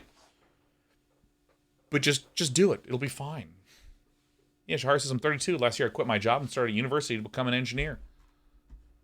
Yeah, I can only recommend it. Yeah, it's going to be fine. Like, moving cross-country, moving to a different country, switching careers, going in, like, jumping into the deep end. Like, the deep end is actually not fucking deep. The deep end is only, like, 4 feet deep. Just don't like, jump in too hard or you'll hit your ankles on the floor and you'll sprain them. You don't want that. But the deep end is really not that deep. Everything's pretty shallow all over the place. When's the next Noxious collab? Right now. Oh, yes. Shin Yakamura. I'm going to say this, and I'm going to get a whole lot of this. Day 9, yes, this. Up arrows. Recently, there's been a lot of old school games getting HD remakes, such as Live a Live, Tactics Ogre, Langrisser, Resident Evil, Final Fantasy VII. Are there any games that you would like to play or see get an HD remake? Oh, yeah. Oh, does everyone know what game I'm about to say? Oh, I've talked about this one before. Oh, yeah. It's so good. The name of the game is Legacy of Kain Soul Reaver. Oh my god, Legacy of Kain Soul Reaver needs a fucking HD remake so badly. One of the greatest games of all time. Not Blood Omen. Fuck it, all of them. But if I get to pick one, it's Legacy of Kain Soul Reaver. That's the one it's going to be. Legacy of Kain Soul Reaver. Amy Hennig considers it the magnum opus of her career. It is a game in which you play. I mean, the story is wild. The story is absolutely wild. In the game, you play as Raziel, who was on basically like the leadership council of a bunch of vampires, but not the head honcho vampire. And what happens is, through thousands of years of various mutation, Raziel grows wings. And the head honcho vampire is pissed off, and in the opening cinematic rips off your wings and hurls you into a bizarre vortex at the end of the world. And what happens is you wake up, I think it was like thousands of years later, or 1,000 or 10,000 years later, and you've been resurrected by some mysterious, sort of omnipotent, powerful being who's turned you into a soul reaver. So you're neither living nor dead. You're sort of in this half plane, or in this state of half existence. And in the game, it's a third-person Metroidvania adventure game where there is a spirit realm and a physical realm.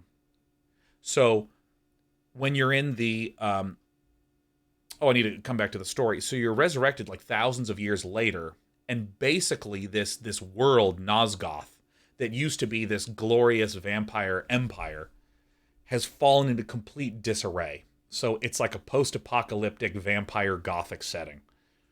And so now you have this spirit form as a soul reaver, and there's a spirit world that's parallel to the physical world.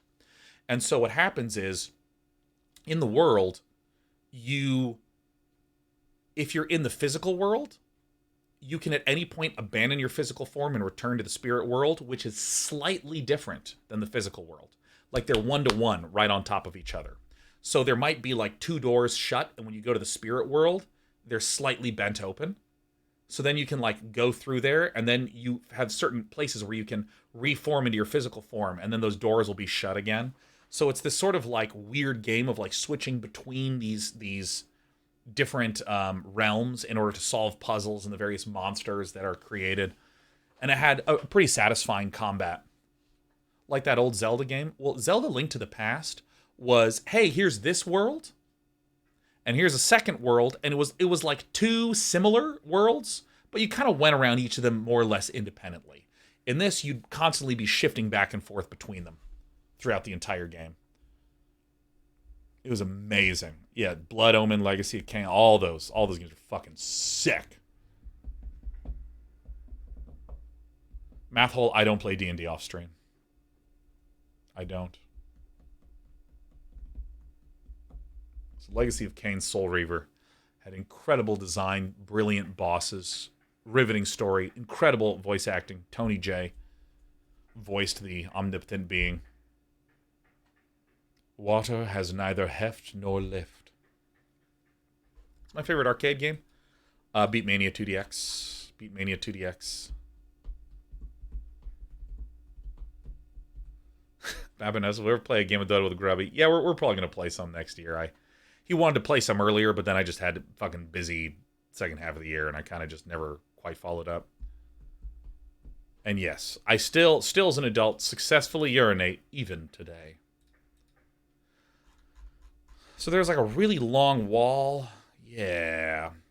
The Pasipi says, for me, helping others is one of the most fulfilling feelings in video games. Fortunately, a lot of the games seem to aim for really tight design that requires me to perform my role to perfection instead of allowing freedom of helping others. What are your thoughts on designing multiplayer games with enough slack that allows you to help others? It's difficult to put this feeling into the right words, but a lot of times helping others is a hindrance in the core gameplay loop. Yeah, okay, so you're tapping into something that I feel like is a sort of theme that exists in a lot of modern games. I generally think that people fucking suck at system design. And when I say people, I don't mean I'm good and everyone else is bad. I mean like human beings are bad at it, including me. It's just a hard thing to be good at. And what I mean by this is that if I give you a very particular set of abilities, in a game. I, the designer, now have control over what you can and can't do. Very simple, limited mechanic, content-driven game is like Mario. You jump. You just jump over things.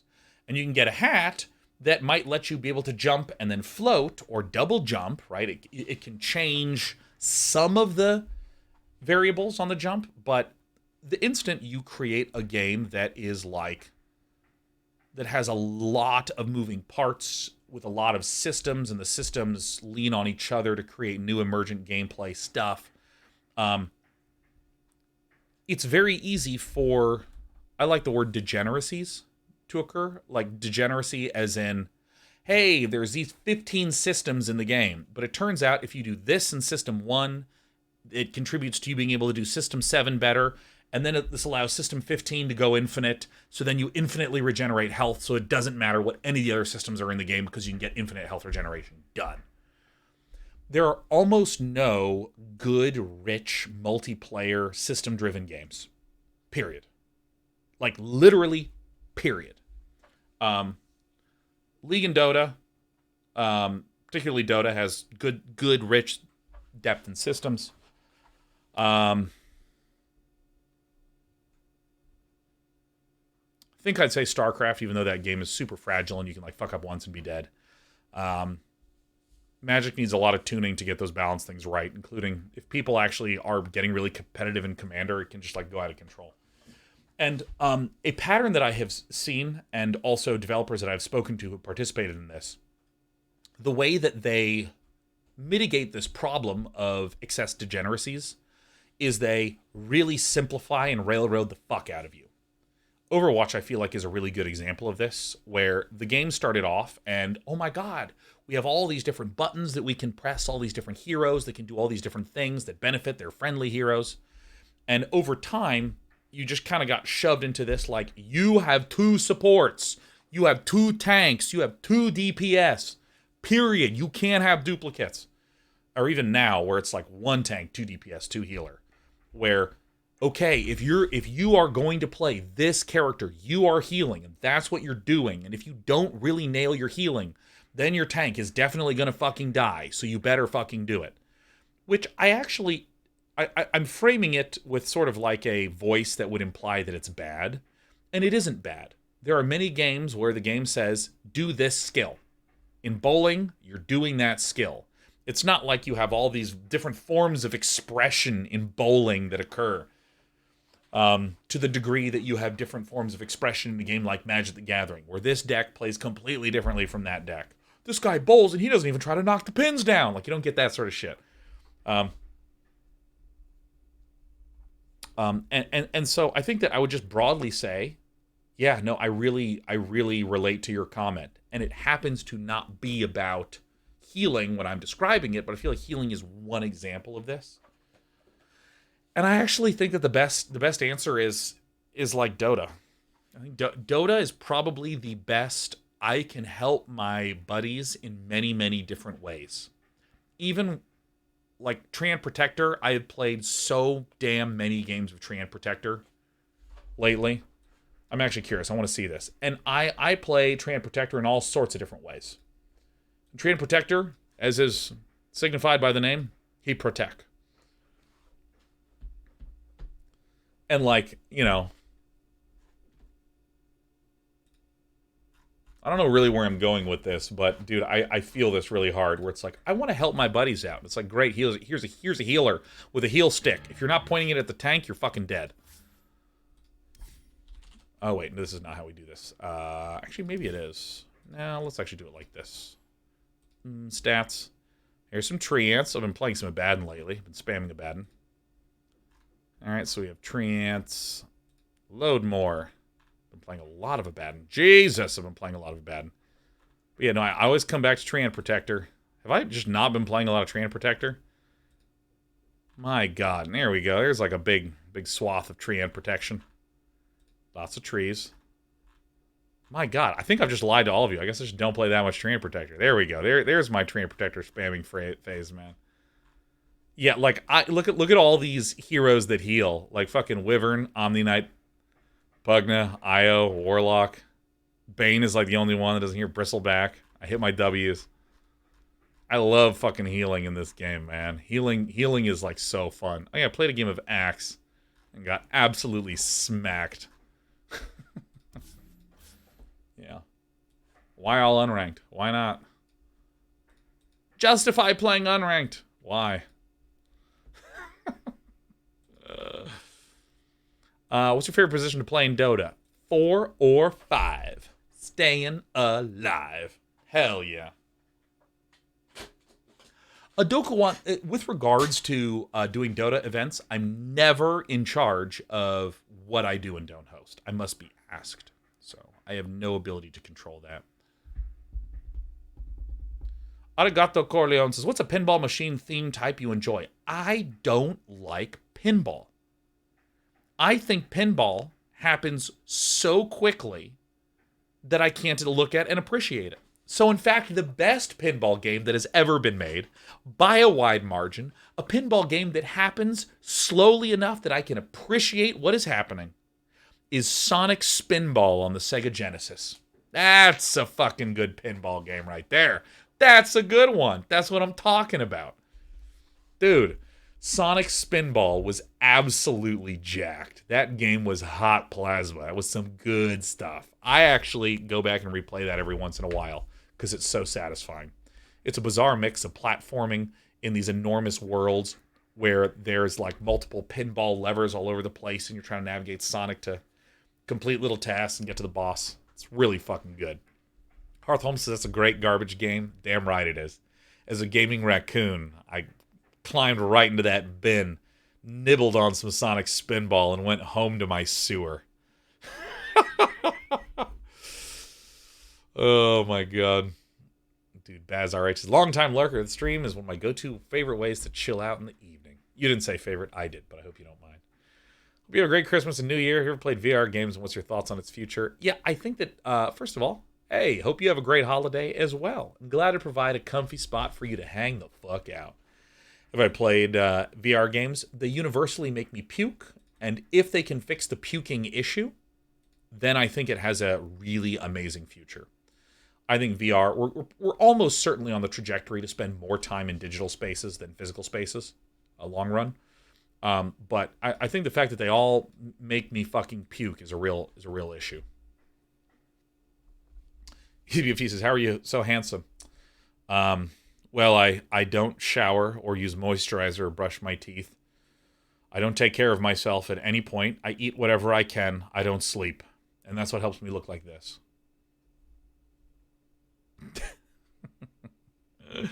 Yeah, like I think VR is hold on, writing it down. Hold on.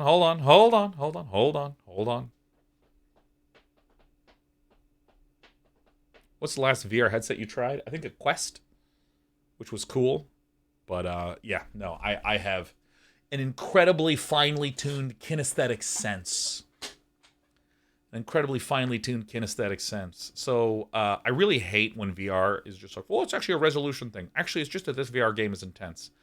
No, it's that there are millions and millions of years of human evolution that ties visual stimulation to physical sensation. Even as I move my arm around in the air, I'm feeling certain bits of sense on my body of wind and other things like the heat from this lamp I can feel on my arm, and when the visual doesn't line up with the physical, you just get fucking sick.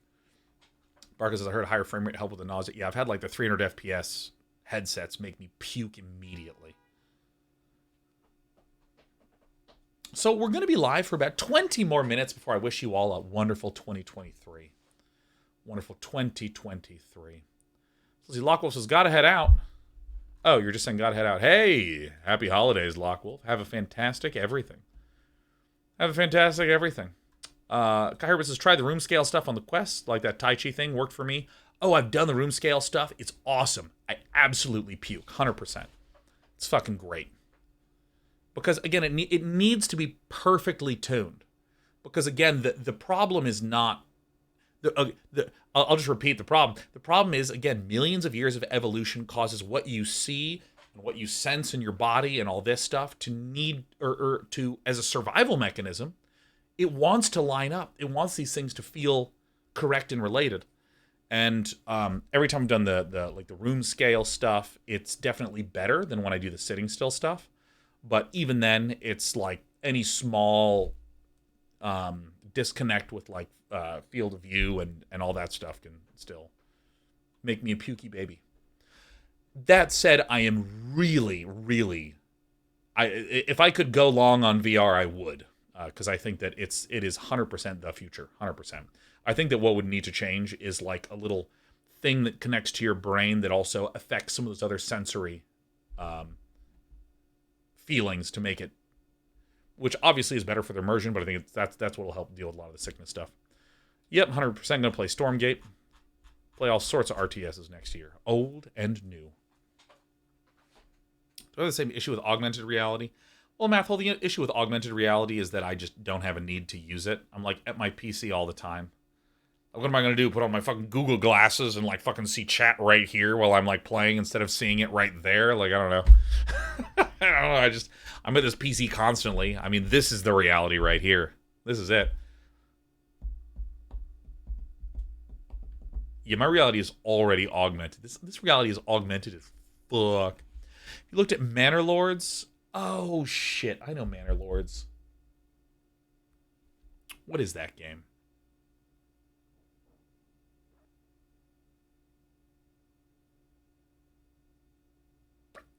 God, I know Manor Lords. Hold on.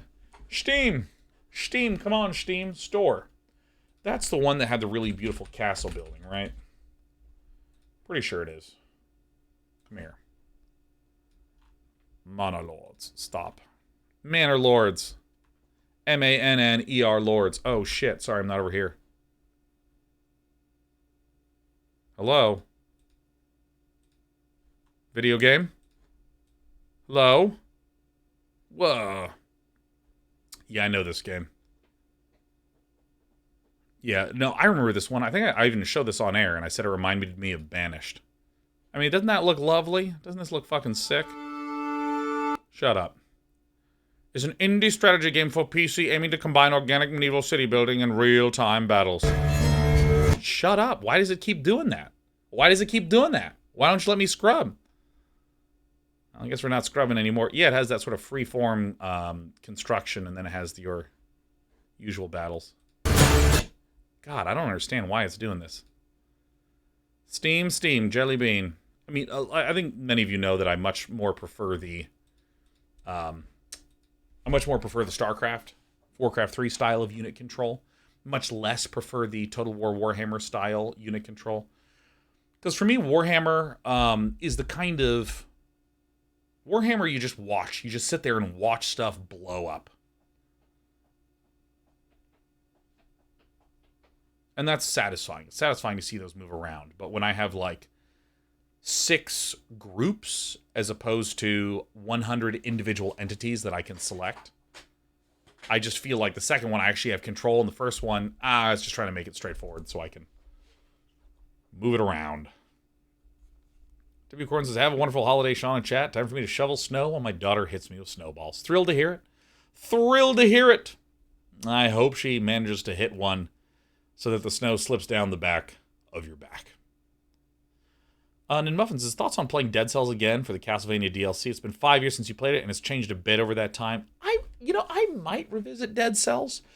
I thought Dead Cells had a very satisfying feeling combat, but for one, when a game is procedural, I feel like specifically with the Metroidvania style Dead Cells was going for, I felt like it took away from the satisfaction. It felt like someone went, hey, you like Metroidvania? Well, we're going to procedurally generate it to delete any of the interesting qualities of Metroidvania, which is a specifically designed space. That's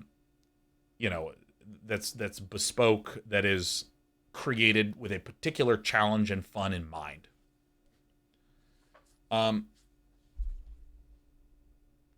And I also thought a lot of the weapons were weird, where it's like this thing is a sword that when you swing, an arrow shoots out of your shoulder backwards and up to the right.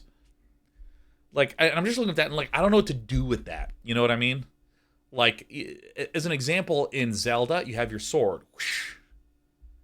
And then if you have full health, when you swing your sword, it shoots a little bolt forward. That is an improved version of the sword that feels logical, as opposed to like, you're going to punch and you're going to drop a grenade out of your butt. So you run up to people and turn around and you punch this way to like shoot grenades that way. It's so weird. I don't know what to do with it. You know what I mean? And so I generally feel when I looked at Dead Cells, like it felt really good to play. But if I wanted to play a roguelike, I'd be more interested in something that has a more robust combat system. Or something that has like a more tight gameplay loop like Slay the Spire. It's probably my favorite. Joshua Fiends, is any games on the list for mostly walking next year? Broken Pieces I wanted to check out, and there was another Excavation of Hobbs Barrow. Yes. Hell yeah. Monoroos has been fans since the Fun Day Mondays. Hell yeah. Used to watch them together with a group of buddies on one of the deadest dead platforms of all time, Skype. Fuck yeah, and laugh our asses off. Yeah. Do you feel like that type of format could ever be applied to any of the games you currently play? Have a nice 2023. Yeah. I mean, the best explanation that I can give around Fun Day Monday is that almost no modern multiplayer games grant very much freedom to players. And it's kind of by design, because I've drawn this before, but I feel like this is one of my best illustrations. Get ready, babies. Get ready. So like am I even going to fit? I'll put this up here to give myself a little room. I feel like that when people normally think about games, right? Here's a pie chart of all the decisions that can be made in a game. People like to think of, okay, well, here are the good decisions and here are the bad decisions. And as you're playing here, you are occasionally making bad decisions, but then you learn to start making good decisions. But then you start making bad decisions. Then you learn to make good decisions, right? That like this is how people think that games work. But what I actually think is a more accurate model is that in a given game, there's actually three things. There's good decisions, there's bad decisions, and then non-decisions that literally give you no participation in the fucking game at all. What are you even doing? What is this? What are you doing? And as an example of this, in a game like League of Legends, if you don't go to the lane at the start of the game and just wander around, or if you try to like go to the enemy's base and attack there, if you're doing anything but going to the lane at the start of the game, what the fuck are you doing? You're going to get to play. If you're playing StarCraft, never stop making workers. If at any point you stop worker production, what the fuck are you doing? Well, you're not even going to play the game. What are you doing? If you don't have all of your buildings constantly producing in StarCraft, what are you doing? What are you doing? You're not even getting to play the game. Okay, once you have all your workers constantly producing and you are having activity with all of your production structures and all this sort of stuff, then should I make a stalker or a adept? Well, you might think that an adept is a good play to make here to just poke for information, but really you want a stalker to deny the overlord. That's a bad decision. Make the stalker. Like, only when you are making good decisions, only when you are making the acceptable realm of decisions do we get to start talking about good or bad. And so a lot of games see this large gray space and they go, shit, how do we make sure players don't do anything that is a non-decision? So I would actually say Overwatch looks kind of like this. Overwatch has some good decisions. There's a lot of bad decisions you can make, but it's hard to make decisions that are not participating in anything connected to the game. It's hard to wind up with someone who's like wandering over to cars and trying to like get into the cars and drive the cars around. No, most of the time, most of the players are doing the sensible stuff. I also feel this circle is how I feel that Battle Royale games function. Pretty much the shrinking circle forces you into being a sensible person in some regard. Like, you can do a bad job of looting. But you can also, you can do a bad job of looting, but rarely do you just like, can you do non-decisions in this kind of game? And so I think that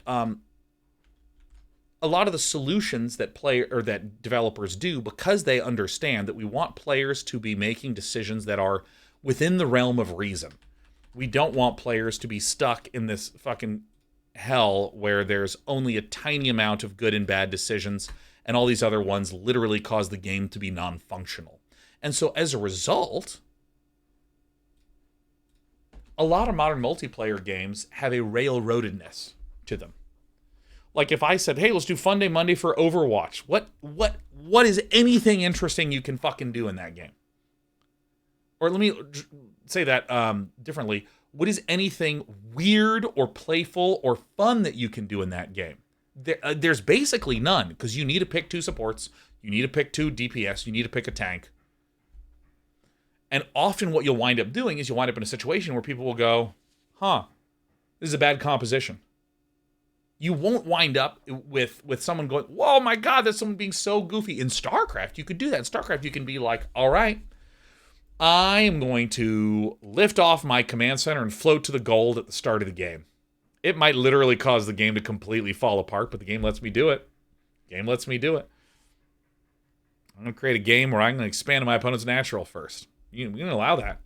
You have so much freedom in StarCraft and so much possibility and capability that I think... Yeah, there's so much possibility. That's what allowed Fun Day Monday to exist. The only thing that we do that is anything similar to Fun Day Monday is What the Deck, which once a month I play in a battle where instead of having one type of submission like we do in Fun Day Monday, we have 2 categories. So like last one's was decks that are themed around attacking, that say trigger on attack or take extra combat steps, or ones that say defense. And that was fun. Mayursuka, I have my entire playthrough of Celeste uploaded to YouTube. Fiber Creams, Day and I talk about Artosis getting into AoE. You and I might know different things, because, I mean, I've spoken to Artosis recently on Discord about Age of Empires 2, but I don't know what he is doing with regards to it. I know he hosted that event. Germany.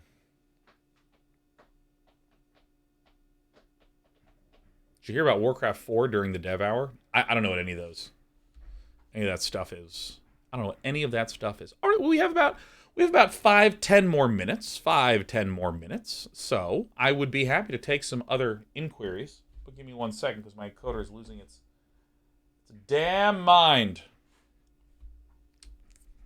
Let's see here.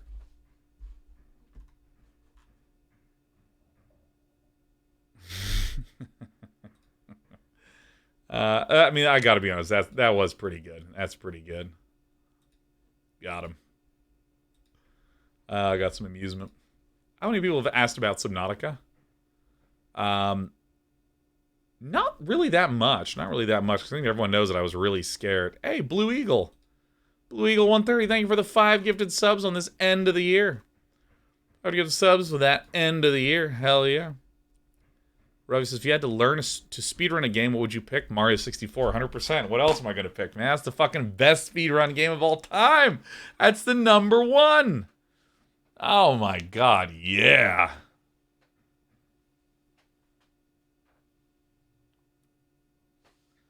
Dude, yeah, Mario 64 is fucking sick, man. Watching Cheese stream is unreal. Oh, man. Crawdaddy, if you want to hear a little bit about how I dealt with friend unexpectedly passing away, I talked about that maybe 90 minutes into this. Maybe 90 minutes in. Talked a little bit about that. Benelo Games says, what is your favorite trend in gaming this year? Probably poor releases or incomplete games really shitting the bed. I'm real happy to see that stuff. I'm real happy to see this trend in games where people don't finish their product and release something that's buggy and mediocre, and consumers just let it fail. Just detonated. That's fucking awesome. Mithriels, thank you warmly for the 20 gifted subs. Mithriels, oh my god, yeah. Hell yeah. Thank you. Yeah, I mean, See, Donka says Nintendo laughs in Pokemon Violet Scarlet sales. Well, Donka, I have a lot of friends that bought Pokemon Violet and Scarlet, and they just are loving the shit out of it.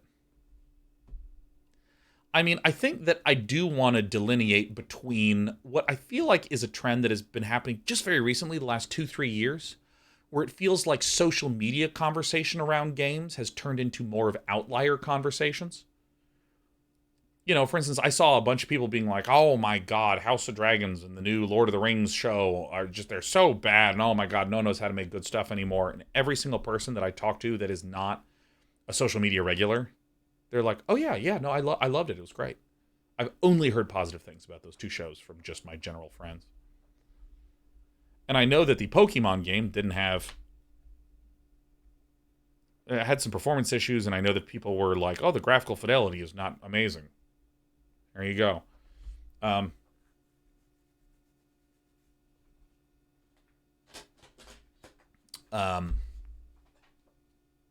lost my train of thought. What was I talking about? Yeah, I heard some lack of polish, but I also heard that it was like the fucking sickest, most fun Pokemon game that's come out in a long time. That's every person that I know personally that's played it. I was like, hey, how was that new Pokemon game? Oh, dude, it's fucking sick. Oh, it's so good. Holy shit. So I did want to say that since I have just a few more minutes until it is 4 p.m., and then I'm going to disappear into a blur of happiness, where I'm no longer streaming this year. I wanted to say that I know there's a ton of questions that have been coming in, and I'm terribly sorry that I didn't actually get the chance to answer all of them. Because, I mean, there's a lot of... Well, I mean, you know, I start answering a question, and then suddenly 15 minutes pass by, and then I'm like, all right, time for question 2. But I'd like to just note that if I'm ever streaming, come on in and ask. Come on in and ask. Come on in and ask. We're only doing questions today, but as you know, I love going on tangents, and there you go.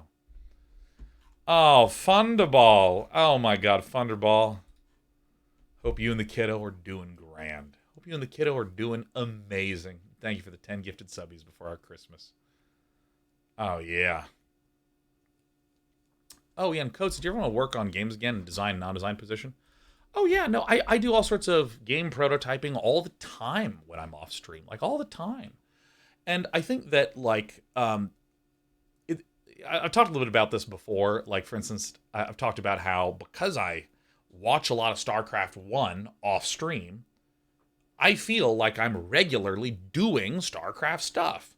But from a viewer perspective, you might be like, this guy has not streamed StarCraft 1 in like years. Oh my god. And I feel sort of the same thing with game devy stuff where, you know, I love doing little game devy projects. Pushing them along in my free time. Like, I love doing that. I think it's really awesome. And earlier on, someone was asking about, hey, Sean, would you ever do dev on air? And I gave a sort of long answer about that one, which is basically amounts to, I don't feel like it scales well for the sake of content. But yeah, no, if I ever have a game that I want you to play that I made, you'll be the first to know in Code Games. Thrilled to do it. I'd love to review your code. Oh my god, fucking kill me. Kill me now, Sandman. Slip your fingers around my throat and squeeze till my head pops off, man. Day9, I really feel like this is a chance to use an interface. I'm really worried about the extensibility of this code. I'm not, because I'm the only one who will ever be extending it. Can't wait for the Day9 RTS. Yeah, just give me 20 minutes. 20 minutes. What did you get Brit for Christmas?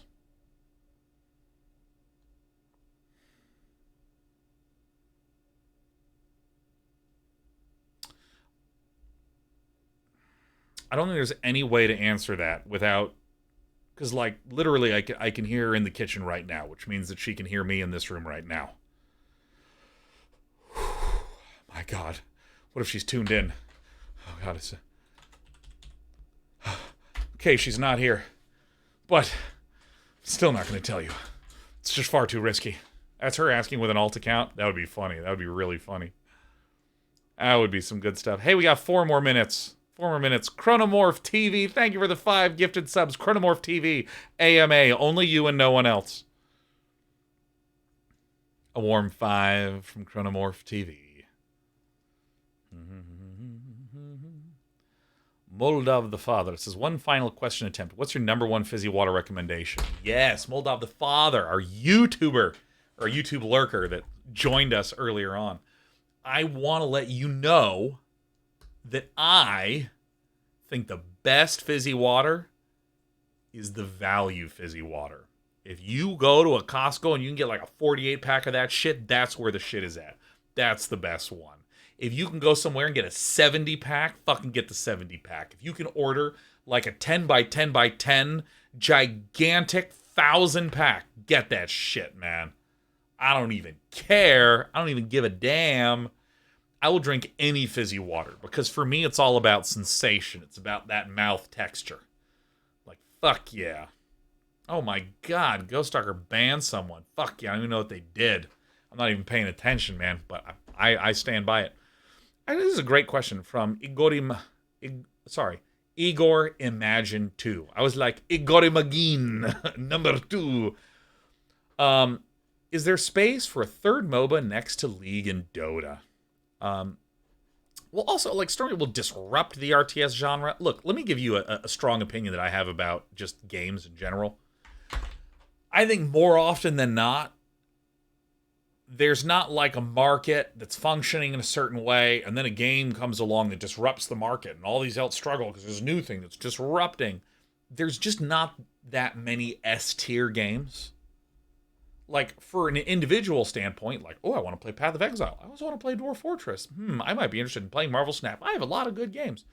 But it's not like there's so many insane games coming out, I'm struggling to keep up and frustratingly have to choose between them.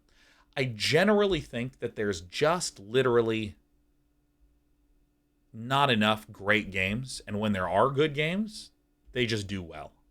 CSGO and Valorant is a really great example. Where when Valorant was coming up, people were like, oh my God, is Valorant going to take out CSGO? Did I say CS2? Maybe I said CS2. CSGO, whatever. When Valorant was coming, people were like, oh my God, is CSGO going to detonate? Valorant came out, and the concurrency on CSGO went up. Like, CSGO is a great game. Valorant's a great game. There you go. And I specifically think when it comes to RTS, people are just not making that many RTS games. It's not like there's like 12 RTS games coming out doing the same thing, and there's this new RTS coming out. It's doing things differently. It's like, dude, Age of Empires 4 came out. The game was fucking great. I had a blast playing it. I still watch Beastie Cutie all the time. I need to reset that alarm. Okay. Yeah, I think there's just like not that many RTS games being made. Whereas there's a shitload of first-person shooters being made. You know, it's not like, oh my God, there's a first-person shooter coming out. Wow, how is this going to change the market? No, there's going to be a Call of Duty every single year, and there's still a bunch of Battle Royale games that are out there that are really fun, and there's a bunch of single-player shooters that are coming out. We just want to play good games as consumers. But I do think there's a second interesting question that you ask about with regards to MOBAs. What is this? What is this little bug? Get out of here. Gotcha. I think when it comes to MOBAs, I think that one of the things that is, I always hope this trend goes away, which is the trend of trendiness. Oh my God, MOBAs are big. We have to hurry up and make a MOBA. Oh my God, Battle Royales are a thing. Let's make a Battle Royale. Auto chess. How do we churn one of these fuckers out? Where it's just like, oh my God, if we can just please get the another one of the same shit everyone else is making. You know, I feel like there is still room to do cool, interesting, and innovative things in MOBAs. I would be delighted to see another cool, interesting, fresh MOBA. That would be fantastic. That would be awesome. I think there's absolutely room for it. Because again, I think there's just room for great games. I think there's just room for great games. There's just room for great games. And with that, happy holidays, everyone. Happy holidays. Have a fantastic holiday break. I hope that all of you do nothing. I hope you just have a wonderful nothing time. There's been too much somethings. Oh, New Year's resolution. I don't do that. I don't do New Year's resolutions. I just hang out. I just take the time off. If I want to do New Year's resolution, I'll just do it now. So hope you all have a wonderful time. Take care. Mwah, I'm going to go eat a sandwich. It's going to be so fucking awesome. And I'll see y'all in 2023. It's going to be a good year, 2023. It's going to be a good year. Take care, little bears. See you there.